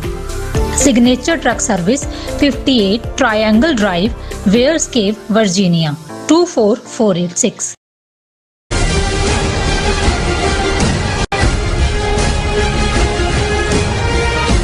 ਦਰਸ਼ਕੋ, ਬ੍ਰੇਕ ਤੋਂ ਬਾਅਦ ਤੁਹਾਡਾ ਸਭ ਦਾ ਭਰਪੂਰ ਸਵਾਗਤ ਹੈ। ਸੋ ਵਿਊਅਰਸ, ਐਂਡ ਵਾਲੇ ਸੈਕਸ਼ਨ 'ਚ ਪਹੁੰਚ ਚੁੱਕੇ ਹਾਂ। ਇਸ ਵਿੱਚ ਆਪਾਂ ਗੱਲਬਾਤ ਕਰਨ ਜਾ ਰਹੇ ਹਾਂ ਕਿ ਪਿਛਲੇ ਦਿਨੀ ਭਾਰਤੀ ਫੌਜ ਦੇ ਨਾਰਦਰਨ ਕਮਾਂਡ ਦੇ ਲੈਫਟੀਨੈਂਟ ਜਨਰਲ ਨੇ ਕਿਹਾ ਸੀ ਕਿ ਜਦੋਂ ਸਾਨੂੰ ਸਰਕਾਰੀ ਹੁਕਮ ਮਿਲਿਆ ਅਸੀਂ ਪਾਕਿਸਤਾਨੀ ਕਬਜ਼ੇ ਵਾਲਾ ਆਜ਼ਾਦ ਕਸ਼ਮੀਰ ਭਾਰਤੀ ਕਬਜ਼ੇ ਹੇਠ ਲਿਆਵਾਂਗੇ। ਸੋ ਇਸ ਦਾਅਵੇ ਦਾ ਮਜ਼ਾਕ ਉਡਾਉਂਦਿਆਂ ਭਾਰਤੀ ਐਕਟਰਸ ਰਿਚਾ ਚੱਡਾ ਨੇ ਅੱਗੋਂ ਟਵੀਟ ਕੀਤਾ ਹੈ ਕਿ ਗਲਵਾਨ ਵੈਲੀ ਤੁਹਾਨੂੰ ਹੈਲੋ ਕਹਿੰਦੀ ਹੈ। ਇਸ ਦਾ ਮਤਲਬ ਹੈ ਕਿ ਪਹਿਲਾਂ ਚੀਨ ਦੇ ਕਬਜ਼ੇ ਤੋਂ ਗਲਵਾਨ ਤਾਂ ਆਜ਼ਾਦ ਕਰਵਾ ਲਓ, ਫਿਰ ਹੋਰ ਗਾਪਾਂ ਹਾਂਕਿਓ। ਸੋ ਇਸ ਬਾਰੇ ਆਪਾਂ ਗੱਲਬਾਤ ਕਰਨ ਜਾ ਰਹੇ ਹਾਂ ਔਰ ਨਾਲ ਹੀ ਗੁਰਬਾਣੀ ਵਿਚਾਰ ਇਨਸਾਨ ਤੋਂ ਨਾ ਪਾਈ ਜਾਏਗੀ। ਸੋ ਅਸੀਂ ਚਾਹਾਂਗੇ ਕਿ ਤੁਸੀਂ ਇਸੇ ਤਰ੍ਹਾਂ ਬਣੇ ਰਹਿਣਾ। ਦੇਖਣ, ਸੁਣਨੇ ਜਾਂ ਲਿਖਣ ਲਈ ਤੁਹਾਡਾ ਸਭ ਦਾ ਬਹੁਤ ਬਹੁਤ ਸ਼ੁਕਰੀਆ ਜੀ। ਡਾਕਟਰ ਸਾਹਿਬ, ਕੀ ਕਹਿਣਾ ਚਾਹੋਗੇ? ਦੇਖੋ, ਸਾਨੂੰ ਇਸ ਗੱਲ ਦੀ ਖੁਸ਼ੀ ਵੀ ਹੁੰਦੀ ਹੈ ਤੇ ਮਾਣ ਵੀ ਹੁੰਦਾ ਹੈ ਕਿ ਕਈ ਵਾਰ ਜਿਹੜਾ ਕਿਸੇ ਖਬਰ ਦੇ ਉੱਤੇ ਸਾਡਾ ਇਮੀਡੀਏਟ ਰਿਐਕਸ਼ਨ ਹੁੰਦਾ ਹੈ, ਉਸ ਤੋਂ ਬਾਅਦ ਭਾਰਤ ਦੇ ਵਿੱਚ ਜਾਂ ਸੋਸ਼ਲ ਮੀਡੀਆ ਦੇ ਉੱਤੇ ਕੁਛ ਨਾ ਕੁਛ ਉਸ ਦੇ ਉੱਤੇ ਫਾਲੋ ਅਪ ਹੁੰਦਾ ਹੈ। ਭਾਵੇਂ ਕੌਣ ਐਕਨੋਲੇਜ ਕਰਦਾ ਹੈ, ਕੌਣ ਨਹੀਂ ਕਰਦਾ, ਇਹ ਇੱਕ ਵੱਖਰੀ ਕਹਾਣੀ ਹੈ। ਕੱਲ ਮੇਰੀ ਨਜ਼ਰ ਜਦੋਂ ਨਾਰਦਰਨ ਕਮਾਂਡ ਦੇ ਲੈਫਟੀਨੈਂਟ ਜਨਰਲ ਦੇ ਉਸ ਬਿਆਨ ਤੇ ਪਈ ਸੀ ਕਿ ਜੀ we are ready to occupy Pakistan occupied Kashmir, ਸਾਨੂੰ ਸਿਰਫ ਹੁਕਮ ਦੀ ਲੋੜ ਹੈ, ਤੇ ਅਸੀਂ ਇਸ ਦੇ ਉੱਤੇ ਸੈਗਮੈਂਟ ਵੀ ਕੀਤਾ। ਹਾਲਾਂਕਿ ਕੋਸਿਆ ਪਾਕਿਸਤਾਨ ਨੂੰ ਜ਼ਿਆਦਾ ਕਿ ਭਾਈ ਤੁਸੀਂ ਆਪਸੀ ਘਰੇਲੂ ਖਾਨਾ ਜੰਗੀ ਦੇ ਵਿੱਚ ਫਸੇ ਹੋਏ ਹੋ। ਚਲੋ, ਇੱਕ ਡਿਬੇਟ ਤਾਂ ਪਾਕਿਸਤਾਨ 'ਚ ਖਤਮ ਹੋਈ ਫਾਈਨਲੀ। ਉਹਨਾਂ ਨੇ ਆਪਣਾ ਫੌਜੀ ਚੀਫ ਐਲਾਨ ਦਿੱਤਾ, ਸੀਨੀਅਰ ਮੋਸਟ, ਔਰ ਘੱਟੋ ਘੱਟ ਉਹਨਾਂ ਦੇ ਜਰਨਲਿਸਟਾਂ ਨੂੰ ਹੁਣ ਕੋਈ ਹੋਰ ਗੱਲ ਕਰਨ ਦਾ ਮੌਕਾ ਬਣੇਗਾ, ਨਹੀਂ ਤਾਂ ਪਿਛਲੇ 2 ਮਹੀਨੇ ਤੋਂ ਇੱਥੇ ਹੀ ਫਸੇ ਹੋਏ ਸੀ। ਔਰ ਉਹਦੇ 'ਚ ਅਸੀਂ ਭਾਰਤ ਦੀ ਦਿਲਵਦੀ ਦੀ ਕਿ ਵੀ ਇਹ ਕੋਈ ਦਿਲਵਦੀ ਵੀ ਕਰ ਸਕਦੇ ਨੇ, ਇਹ ਵੀ ਅਸੀਂ ਕਿਹਾ ਵੀ ਕੋਈ ਉਹਨਾਂ ਨੇ ਚੂੜੀਆਂ ਨਹੀਂ ਪਾਈਆਂ ਹੋਈਆਂ, ਨਿਊਕਲੀਅਰ ਪਾਵਰ ਨੇ, ਇਹ 'ਚੋਂ ਤਬਾਹੀ ਨਿਕਲੇਗੀ। ਲੇਕਿਨ ਔਰ ਜ਼ਾਹਰ ਹੈ ਵੀ ਅਸੀਂ ਇਸ ਅੰਦਾਜ਼ ਦੇ ਵਿੱਚ ਹੀ ਕਿ ਭਾਈ ਇਹਨਾਂ ਦਾ ਆਪਣਾ ਹਾਲ ਕੀ ਹੈ, ਲੇਕਿਨ ਅਗਲੀਆਂ ਚੋਣਾਂ ਜਿੱਤਣ ਦੇ ਲਈ ਵੀ ਇਹ ਕੁਛ ਨਾ ਕੁਛ ਗਰਾਊਂਡ ਤਿਆਰ ਕਰ ਰਹੇ ਨੇ। ਔਰ ਜੇ ਰਾਜਨਾਥ ਸਿੰਘ ਨੇ ਸਟੇਟਮੈਂਟ ਦਿੱਤੀ ਜਿਹਦੇ ਤੇ ਵੇਸਟ ਅਗੋਂ ਲੈਫਟੀਨੈਂਟ ਜਨਰਲ ਨੇ ਦਿੱਤੀ, ਰਾਜਨਾਥ ਸਿੰਘ ਨੇ ਵੀ ਕਿਹਾ ਜੀ ਅਸੀਂ ਜਿਹੜਾ ਉਹ ਉੱਥੋਂ ਉਹਨੂੰ ਆਜ਼ਾਦ ਕਰਾਵਾਂਗੇ ਔਰ ਜਿਹੜੇ ਇੱਧਰ ਰਿਫਿਊਜੀ ਬੈਠੇ ਨੇ ਉਹਨਾਂ ਨੂੰ ਉਹਨਾਂ ਦੀਆਂ ਜ਼ਮੀਨਾਂ ਤੇ ਘਰ ਜਿਹੜੇ 47 ਤੋਂ ਪਹਿਲਾਂ ਉਹਨਾਂ ਨੂੰ ਉੱਥੇ ਵਾਪਸ ਕਰਾਂਗੇ। ਹੁਣ ਇਹ ਸਾਰੇ ਚੋਂ ਕਿਤੇ ਨਾ ਕਿਤੇ ਤਾਂ ਇਹਨਾਂ ਨੂੰ ਖੁਸ਼ਫਹਿਮੀ ਇਸ ਕਿਸਮ ਦੀ ਬਣੀ ਹੋਈ ਹੈ ਕਿ ਜੀ ਜਿਵੇਂ ਅਸੀਂ ਕੋਈ ਜਿਹੜਾ ਉਹ ਸੁਪਰ ਪਾਵਰ ਬਣ ਗਏ ਔਰ ਇੱਥੇ ਜੋ ਮਰਜ਼ੀ ਅਸੀਂ ਕਰੀਏ। 5 ਅਗਸਤ 2019 ਜਦੋਂ ਉਹਨਾਂ ਨੇ ਕਸ਼ਮੀਰ ਦਾ ਆਈਨੀ ਸਟੇਟਸ ਖਤਮ ਕੀਤਾ ਹੈ, ਆਰਟੀਕਲ 370, 30, ਉਸ ਤੋਂ ਬਾਅਦ ਤਾਂ ਬਹੁਤ ਪੁੱਤਰੇ ਹੋਏ ਨੇ। ਹੁਣ ਅਸੀਂ ਇਸ ਦੇ ਉੱਤੇ ਆਪਣੀ ਗੱਲ ਕੀਤੀ। ਹੁਣ ਭਾਰਤ ਦੀ ਪ੍ਰਮੁੱਖ ਐਕਟਰੈਸ ਹੈਗੀ ਹੈ ਰਿਚਾ ਚੱਡਾ, ਔਰ ਉਹਨੇ ਨਾਲ ਦੀ ਨਾਲ ਟਵੀਟ ਕੀਤਾ ਗਲਵਾਨ ਸੇਜ਼ ਹਾਈ, ਔਰ ਥੱਲੇ ਉਹਨੇ ਟਵੀਟ ਦੇ ਕੇ ਉਹਨੇ ਜਿਹੜਾ ਨਾਰਦਰਨ ਕਮਾਂਡ ਦੇ ਕਮਾਂਡਰ ਇਨ ਚੀਫ ਦੀ ਸਟੇਟਮੈਂਟ ਸੀ ਉਹ ਨਾਲ ਚਿਪਕਾਈ। ਉਹ ਸਟੇਟਮੈਂਟ ਉਹੀ ਹੈ, we are fully prepared to take back Pakistan occupied Kashmir from Pakistan, we are waiting the orders from the government, we will complete the operation quickly. Before that, if Pakistan is violating ceasefire, the answer will be different, even they cannot imagine। मतलब ਧਮਕੀਆਂ ਭਰਿਆ ਔਰ ਇਸ ਕਿਸਮ ਦਾ। ਤੇ ਉਹ ਰਿਚਾ ਚੱਡਾ ਕਹਿੰਦੇ Galwan says high. ਹੁਣ ਕਈ ਵਾਰੀ ਇੱਕ ਇਹ ਹੈ ਰਿਡੀਕਿਊਲ ਕਿ ਵੀ ਤੁਸੀਂ ਉੱਥੇ ਜਾ ਕੇ ਕੀ ਲੈਣਾ ਹੈ, ਪਹਿਲਾਂ ਜਿਹੜਾ ਗਲਵਾਨ ਔਰ ਉੱਥੇ 1000 ਕਿਲੋਮੀਟਰ ਸਕੁਅਰ ਕਿਲੋਮੀਟਰ ਤੋਂ ਜ਼ਿਆਦਾ ਟੈਰੀਟਰੀ ਤੁਸੀਂ ਜਿਹੜੀ ਚੀਨ ਦੇ ਹਵਾਲੇ ਕੀਤੀ ਹੋਈ, ਉਹ ਗਲਵਾਨ ਕਹਿੰਦਾ ਮੇਰੀ ਵੀ ਪੁਛਾ ਇੱਧਰ ਆ ਕੇ ਪਹਿਲਾਂ ਮੈਨੂੰ ਤਾਂ ਲਿਬਰੇਟ ਕਰਾਓ। ਹੁਣ ਉਸ ਦੇ ਪਿੱਛੇ ਪੈ ਗਏ। ਔਰ ਦੇਖੋ ਇਹ ਜਿਹੜੇ ਕੁੱਤੇ ਹੁੰਦੇ ਨੇ ਜਿਹੜੇ, ਜਦੋਂ ਅਸੀਂ ਟੁੱਕੜ ਬੋਚ ਕਹਿੰਦੇ ਆ, ਟੁੱਕੜ ਬੋਚ ਹੁੰਦਾ ਨਾ, ਤੁਸੀਂ ਇੱਕ ਟੁਕੜਾ ਸੁੱਟਦੇ ਹੋ ਉਹ ਪੂਰਾ ਮੂੰਹ ਖੋਲ ਕੇ ਨਾਲੇ ਦੁੰਬ ਵੀ ਹਿਲਾਉਂਦਾ, ਫਿਰ ਆ ਕੇ ਫੜ ਲੈਂਦਾ, ਫਿਰ ਤੁਸੀਂ ਉਹਨੂੰ ਦੂਜਾ ਸੁੱਟਦੇ ਹੋ। ਜੇ ਮਿੱਠਾ ਖਵਾ ਦਿਓ ਉਹਨਾਂ ਨੂੰ ਤਾਂ ਉਹ ਕਹਿੰਦਾ ਵਾਹ ਵਾਹ ਵਾਹ ਇਹ ਤਾਂ ਸਾਡੀ ਦੇਵੀ ਹੈ ਜਿਹੜਾ ਸਾਨੂੰ ਮਿੱਠਾ ਖਵਾ ਰਹੀ ਹੈ। ਹੁਣ ਮਨਜਿੰਦਰ ਸਿਰਸਾ, ਇਸ ਦੇ ਉੱਤੇ ਸਭ ਤੋਂ ਜ਼ਿਆਦਾ ਚੀਕਾਂ ਉਹਨੇ ਮਾਰੀਆਂ। ਡਿਸਗ੍ਰੇਸਫੁਲ tweet should be withdrawn at the earliest. Insulting our armed forces is not justified. ਇਹ ਟੁਕੜ ਬੋਚ ਕਿ ਦੇਖੋ ਇਹ ਇਨਸਲਟ ਕਰਤੀ ਸਾਡੀ ਫੌਜ ਦੀ, ਔਰ ਦੂਜਾ ਔਰ ਬਾਕੀ ਵੀ ਲੱਗੇ ਹੋਏ ਨੇ। ਉਹਨੇ ਕੋਈ ਗਲਤ ਤਾਂ ਨਹੀਂ ਕਿਹਾ, ਉਹਨੇ ਗਲਵਾਨ ਸੇਜ਼ ਹਾਏ, ਉਹਨੇ ਤਾਂ ਕੁਝ ਨਹੀਂ ਕਿਹਾ ਵੀ ਹਾਂ ਉਹ ਗਲਵਾਨ ਸੇਜ਼ ਹਾਏ। ਸੋ ਅਸੀਂ ਸਮਝਦੇ ਹਾਂ ਕਿ ਵੀ ਚਲੋ ਘੱਟੋ ਘੱਟ ਰਿਚਾ ਚੱਡਾ ਵਰਗੀਆਂ ਐਕਟਰੈਸਿਸ ਜਾਂ ਹੁਣ ਵੀ ਕੁਝ ਹੋਰ ਵੀ ਹੁੰਦਾ ਹੈ ਵਨਸ ਇਨ ਅ ਵਾਈਲ ਜਦੋਂ ਤੁਹਾਨੂੰ ਉੱਥੋਂ ਨਜ਼ਰ ਆਉਂਦਾ ਹੈ। ਅਦਰਵਾਈਜ਼ ਮੈਂ ਪਿਛਲੇ ਦਿਨਾਂ 'ਚ ਇੱਕ ਫੀਚਰ ਦੇਖ ਰਿਹਾ ਸੀ ਕਿ ਈਰਾਨ ਦੀ, ਕਿਉਂਕਿ ਫੀਫਾ ਵਰਲਡ ਕੱਪ ਹੋ ਰਿਹਾ ਔਰ ਉਸ ਦੇ ਵਿੱਚ ਜਦੋਂ ਈਰਾਨ ਦੀ ਟੀਮ ਆਈ ਤੇ ਉਹਨਾਂ ਦਾ ਨੈਸ਼ਨਲ ਐਂਥਮ ਵੱਜਿਆ ਤੇ ਉਹਨਾਂ ਨੇ ਉਹ ਅੱਗੋਂ ਬੋਲੇ ਨਹੀਂ, ਉਹ ਨੈਸ਼ਨਲ ਐਂਥਮ ਵੱਜਦਾ ਰਿਹਾ, ਉਹਨਾਂ ਨੇ ਗਾਇਆ ਨਹੀਂ। ਜ਼ਾਹਰ ਹੈ ਜੋ ਈਰਾਨ ਦੇ ਵਿੱਚ ਚੱਲ ਰਿਹਾ ਕੀ ਨਿਊਜ਼ 'ਚ ਹੈ ਕੀ ਹਕੀਕਤ 'ਚ ਹੈ, ਪਰ ਕਾਫੀ ਉੱਥੇ ਟਰਮੋਇਲ ਹੈ ਔਰ ਇਹ ਔਰਤਾਂ ਦੇ ਹੱਕਾਂ ਦੀ ਗੱਲ ਦੇ ਹਵਾਲੇ ਨਾਲ ਉਹਨਾਂ ਦੀ ਸਪੋਰਟ ਸੀ। ਔਰ ਇੱਕ ਇੰਡੀਅਨ ਟੀਵੀ ਚੈਨਲ ਹੀ ਕਹਿ ਰਿਹਾ ਸੀ ਕਿ ਭਾਈ ਗਲਤ ਜਾਂ ਠੀਕ ਹੈ ਤਾਂ ਲੋਕ ਡਿਸਾਈਡ ਕਰਦੇ ਨੇ, ਪਰ ਇਸ ਲੈਵਲ ਦਾ ਉਹਨਾਂ ਨੇ ਕਰਜ ਤਾਂ ਦਿਖਾਇਆ। ਬਿਲਕੁਲ ਉਹਨੇ ਕਿਹਾ ਜੀ ਆ ਸਾਡੇ ਜਿਹੜੇ ਫਿਲਮੀ ਐਕਟਰ ਔਰ ਇਹ ਬੜੇ ਬੜੇ ਲੋਕ ਜਾਂ ਦੂਜੇ ਜਿਹੜੇ ਪੂਛ ਚੱਡਿਆਂ 'ਚ ਦੇ ਕੇ ਦੌੜ ਜਾਂਦੇ ਨੇ, ਇਹਨਾਂ ਨੂੰ ਨਜ਼ਰ ਨਹੀਂ ਆਉਂਦਾ ਵੀ ਸਾਹਮਣੇ ਕੀ ਹੋ ਰਿਹਾ, ਕਿਵੇਂ ਵਾਇਓਲੇਟ ਹੋ ਰਹੇ ਨੇ ਹਿਊਮਨ ਰਾਈਟ ਜਾਂ ਦੂਜੇ। ਸੋ ਉਸ ਕੰਟੈਕਸਟ ਵਾਲਾ ਮੈਂ ਨਹੀਂ ਜਾਣਦਾ ਰਿਚਾ ਚੱਡਾ ਕੀ ਹੈ ਜਾਂ ਕੀ ਨਹੀਂ ਹੈ, ਪਰ ਜਦੋਂ ਉਹ ਕਹਿੰਦੇ ਨੇ ਵੀ ਐਕਟਰੈਸ ਹੈ ਤਾਂ ਹੋਏਗੀ ਜਿਹੜੇ ਚੀਕਾਂ ਵੀ ਮਾਰ ਰਹੇ ਨੇ, ਪਰ ਉਹਨੇ ਕਿਹਾ ਠੀਕ ਹੈ ਗਲਵਾਨ ਸੇਜ਼ ਹਾਈ। ਔਰ ਅੱਜ ਅਸੀਂ ਇਸ ਹਫਤੇ ਦਾ ਸਾਡਾ ਇਹ ਲਾਸਟ ਪ੍ਰੋਗਰਾਮ ਹੋਏਗਾ ਕਿਉਂਕਿ ਵਰਲਡ ਸਿੱਖ ਪਾਰਲੀਮੈਂਟ ਦਾ 2 ਰੋਜ਼ਾ ਸੈਸ਼ਨ ਜਿਹੜਾ ਕੋਵਿਡ ਤੋਂ ਬਾਅਦ ਹੋਣ ਜਾ ਰਿਹਾ ਹੈ, ਟੋਰਾਂਟੋ ਦੇ ਮੈਰੀਅਟ ਸ਼ਾਇਦ ਹੋਟਲ ਹੈ ਉਸ ਦੇ ਵਿੱਚ ਰੱਖਿਆ ਹੋਇਆ ਹੈ। ਸੋ ਅਸੀਂ ਕੱਲ ਜਿਹੜਾ ਹੈ ਉਹ ਫਲਾਈ ਕਰਾਂਗੇ, ਹਾਲਾਂ ਲਿਮਿਟਿਡ ਟਾਈਮ ਹੈ, ਉੱਥੇ ਹੀ ਹੋਣਾ ਜਿਹੜਾ ਸੈਚਰਡੇ ਸੰਡੇ ਮੰਡੇ ਅਸੀਂ ਵਾਪਸ ਆਵਾਂਗੇ। ਸੋ ਅਸੀਂ ਇਸ ਤੋਂ ਪਹਿਲਾਂ ਕਿ ਕੱਲ ਦਾ ਪ੍ਰੋਗਰਾਮ ਨਾ ਦੇਖ ਕੇ ਸਾਡੇ ਦਰਸ਼ਕ ਵਰਿਡ ਹੋਣ ਕਿ ਜੀ ਛੁੱਟੀਆਂ ਬਹੁਤ ਜ਼ਿਆਦਾ ਕਰ ਰਹੇ ਨੇ, ਅਸੀਂ ਇਹ ਦੱਸ ਦਈਏ ਵੀ ਟਰੈਵਲ ਦੇ ਵਿੱਚ ਛੁੱਟੀ ਨਾਲੋਂ ਦੁੱਗਣਾ ਕੰਮ ਹੁੰਦਾ ਹੈ ਔਰ ਸਾਡਾ ਹਰ ਪਲ ਗੁਰੂ ਨੂੰ ਕੌਮ ਨੂੰ ਸਮਰਪਿਤ ਹੈ।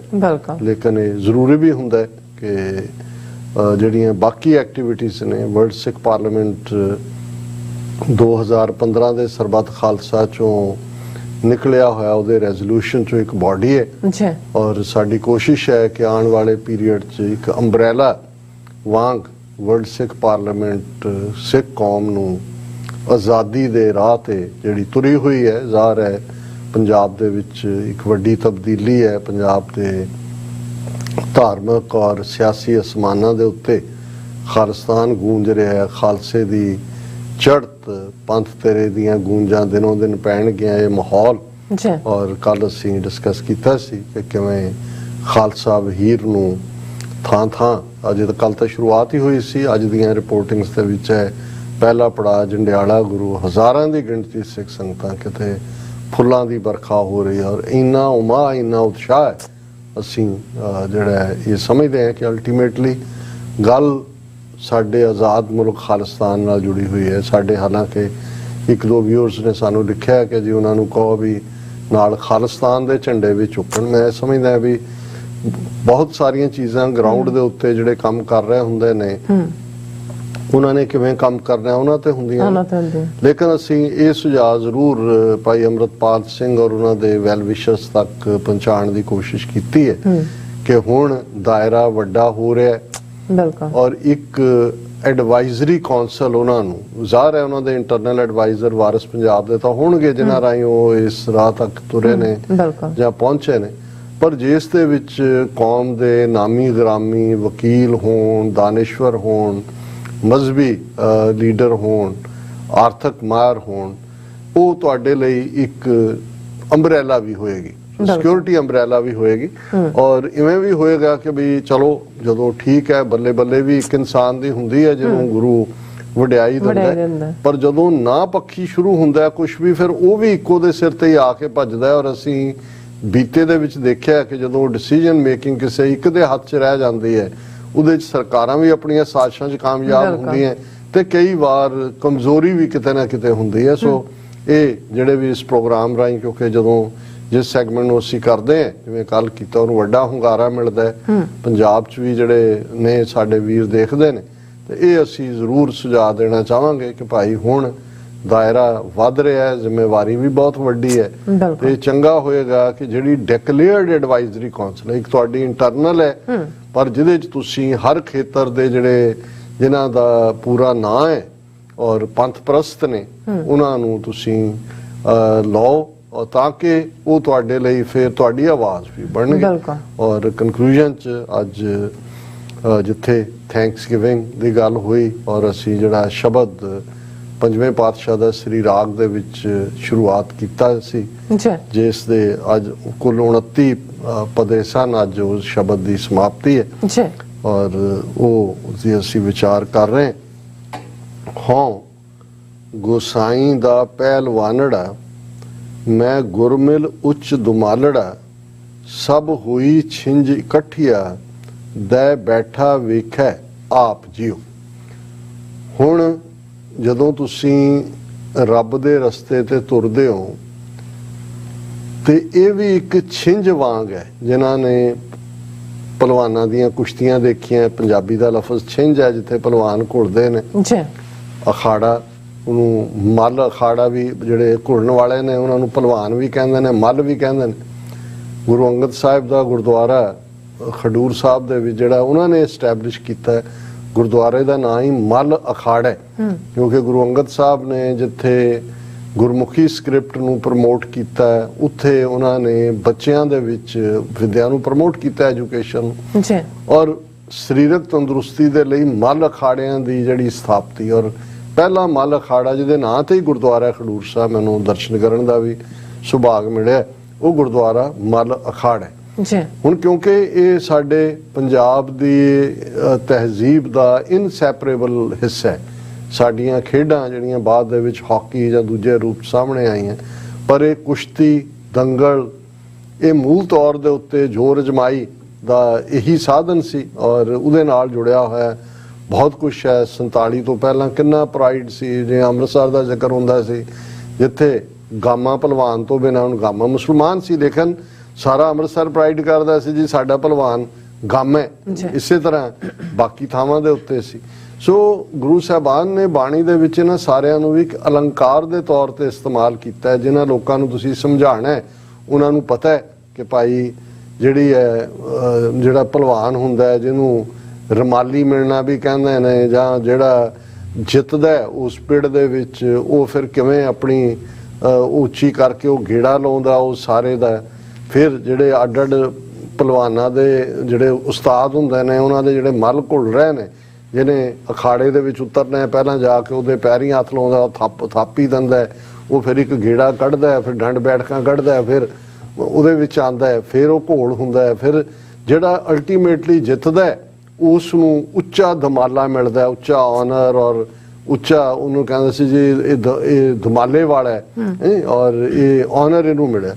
ਹੁਣ ਇਸ ਨੂੰ ਗੁਰੂ ਸਾਹਿਬਾਨ ਨੇ ਰੂਹਾਨੀਅਤ ਦੀ ਦੁਨੀਆ ਦੇ ਨਾਲ ਜੋੜਿਆ ਕਿ ਹੋਂ ਗੁਸਾਈ ਦਾ ਪਹਿਲਵਾਨੜਾ ਮੈਂ ਗੁਰਮਿਲ ਉੱਚ ਦੁਮਾਲੜਾ ਕਿ ਮੈਂ ਵੀ ਇਹ ਦੁਨੀਆ ਦਾ ਜਿਹੜਾ ਕਾਮ ਕ੍ਰੋਧ ਲੋਭ ਮੋਹ ਹੰਕਾਰ ਦੇ ਨਾਲ ਲੜਾਈ ਮਾਇਆ ਦੇ ਨਾਲ ਲੜਾਈ ਇਸ ਦੇ ਵਿੱਚ ਮੈਂ ਕਿਉਂਕਿ ਰੱਬ ਦੇ ਚਰਨ ਫੜ ਰਿਹਾ ਰੱਬ ਦੇ ਵੱਲ ਰੱਬ ਨੂੰ ਆਪਣਾ ਆਪਾ ਦੇ ਦਿੱਤਾ ਤੇ ਗੁਰੂ ਨੇ ਮੈਨੂੰ ਥਾਪੀ ਦਿੱਤੀ ਮੈਂ ਉਸ ਗੁਸਾਈ ਦਾ ਜਿਹੜਾ ਦੁਨੀਆ ਨੂੰ ਚਲਾਉਣ ਵਾਲਾ ਉਹਦਾ ਪਹਿਲਵਾਨੜਾ ਹੈ ਤੇ ਮੈਂ ਉਸ ਰੱਬ ਦੇ ਨਾਲ ਮਿਲ ਕੇ ਉੱਚ ਦਮਾਲੜਾ ਮੇਰਾ ਦਮਾਲਾ ਉੱਚਾ ਹੈ ਕਿ ਮੈਂ ਇਸ ਪਹਿਲਵਾਨਾਂ ਦੇ ਮੱਲ ਅਖਾੜੇ ਦੇ ਵਿੱਚ ਜਿਹੜੀ ਹੈ ਉਹ ਰਮਾਲੀ ਜਿੱਤੀ ਹੈ ਉਸ ਨੂੰ ਮੈਂ ਕੰਕਰ ਕੀਤਾ ਸਭ ਹੋਈ ਛਿੰਝ ਇਕੱਠੀ ਆ ਦੈ ਬੈਠਾ ਵੇਖਿਆ ਆਪ ਕਿ ਸੰਸਾਰ ਇੱਕ ਛਿੰਝ ਵਾਂਗ ਹੀ ਹੈ ਸਾਰੇ ਹੀ ਆਪੋ ਆਪਣੀ ਪਹਿਲਵਾਨੀ ਕਰ ਰਹੇ ਨੇ ਔਰ ਉਹ ਰੱਬ ਜਿਸ ਨੇ ਇਹ ਸ੍ਰਿਸ਼ਟੀ ਬਣਾਈ ਹੈ ਇਹ ਸਭ ਨੂੰ ਦਾ ਬੈਠਾ ਵੇਖਿਆ ਆਪ, ਉਹ ਦੇਖ ਰਿਹਾ ਹੈ ਸਾਰਿਆਂ ਨੂੰ, ਇਸ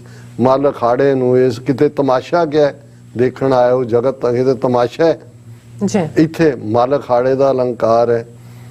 ਵਾਤ ਵੱਜਣ ਟਮਕ ਭੇਰੀਆਂ, ਹੁਣ ਮੇਰੇ ਸਾਹਮਣੇ ਤਾਂ ਅਖਾੜੇ ਘੁੰਮ ਰਹੇ ਨੇ, ਟਮਕ ਵੱਜ ਰਿਹਾ ਹੈ, ਢੋਲ ਵੱਜ ਰਿਹਾ ਹੈ, ਨਗਾਰਾ ਵੱਜ ਰਿਹਾ ਹੈ, ਵੱਡੀਆਂ ਵੱਡੀਆਂ ਆਵਾਜ਼ਾਂ ਆ ਰਹੀਆਂ ਨੇ ਦੂਰੋਂ। ਮੇਲੇ ਦੇ ਵਿੱਚ ਕਿਤੇ ਭੰਗੂੜੇ ਲੱਗੇ ਹੁੰਦੇ ਸੀ, ਕਿਤੇ ਉਹ ਜਲੇਬੀਆਂ ਤੇ ਦੂਜਾ ਉਹ ਖੁਸ਼ਬੂ ਉਧਰ ਲੈ ਜਾਂਦੀ ਸੀ ਜਲੇਬੀਆਂ ਵੱਲ, ਤੇ ਵੱਡੀ ਖੁੱਲੀ ਥਾਂ ਤੇ ਜਿਹਦੇ ਚ ਇੱਕ ਘੇਰੇ ਦੇ ਆਲੇ ਦੁਆਲੇ ਹਜ਼ਾਰਾਂ ਲੋਕ ਬੈਠੇ ਹੁੰਦੇ ਸੀ, ਤੁਹਾਨੂੰ ਢੋਲ ਦੀ ਆਵਾਜ਼ ਨਾਲ ਛਿੰਝ ਪੈ ਰਹੀ ਹੈ।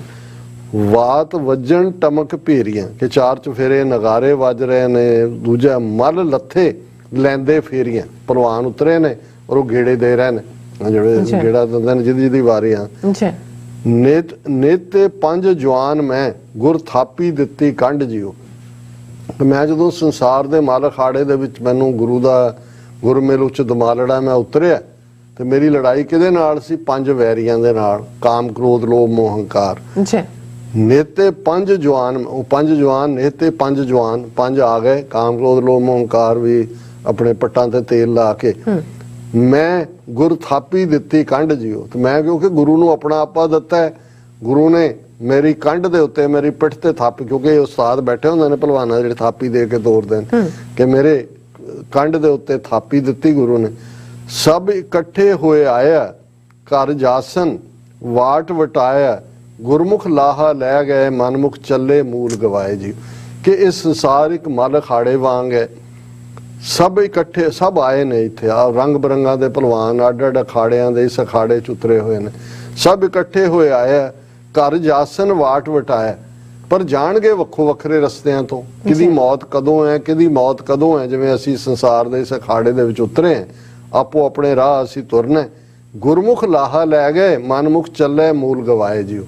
ਕਿ ਜਿਨ੍ਹਾਂ ਨੇ ਰੱਬ ਵੱਲ ਮੂੰਹ ਕੀਤਾ, ਬੰਦਗੀ ਇਬਾਦਤ ਪਰਉਪਕਾਰ ਲੋਕ ਭਲਾਈ ਦੇ ਰਸਤੇ ਨੂੰ ਚੁਣਿਆ, ਉਹ ਗੁਰਮੁਖ ਬਣੇ, ਉਹਨਾਂ ਨੇ ਇਸ ਦਾ ਲਾਹਾ ਲਿਆ। ਤੇ ਜਿਹੜੇ ਮਨਮੁਖ ਨੇ, ਜਿਹੜੇ ਆਪਣੇ ਮਨ ਵਾਲੇ ਆਸ਼ੀ ਇਹ ਜਗ ਮਿੱਠਾ ਅਗਲਾ ਕਹਿੰਦਾ ਡੱਠਾ ਚੱਲੇ ਮੂਲ ਗਵਾਏ ਜਿਓ, ਉਹਨਾਂ ਨੇ ਜੋ ਉਹਨਾਂ ਨੂੰ ਇਨਸਾਨੀ ਜ਼ਿੰਦਗੀ ਦਾ ਰੂਪ ਦੇ ਵਿੱਚ ਮੂਲ ਮਿਲਿਆ ਸੀ ਕਿ ਉਹਨੇ ਇਨਸਾਨੀ ਜ਼ਿੰਦਗੀ ਨੂੰ ਅੱਗੋਂ ਕਮਾਣਾ, ਉਹਨਾਂ ਦਾ ਮੂਲ ਵੀ ਜਾਂਦਾ ਲੱਗਾ, ਉਹਨਾਂ ਨੇ ਗਵਾ ਲਿਆ।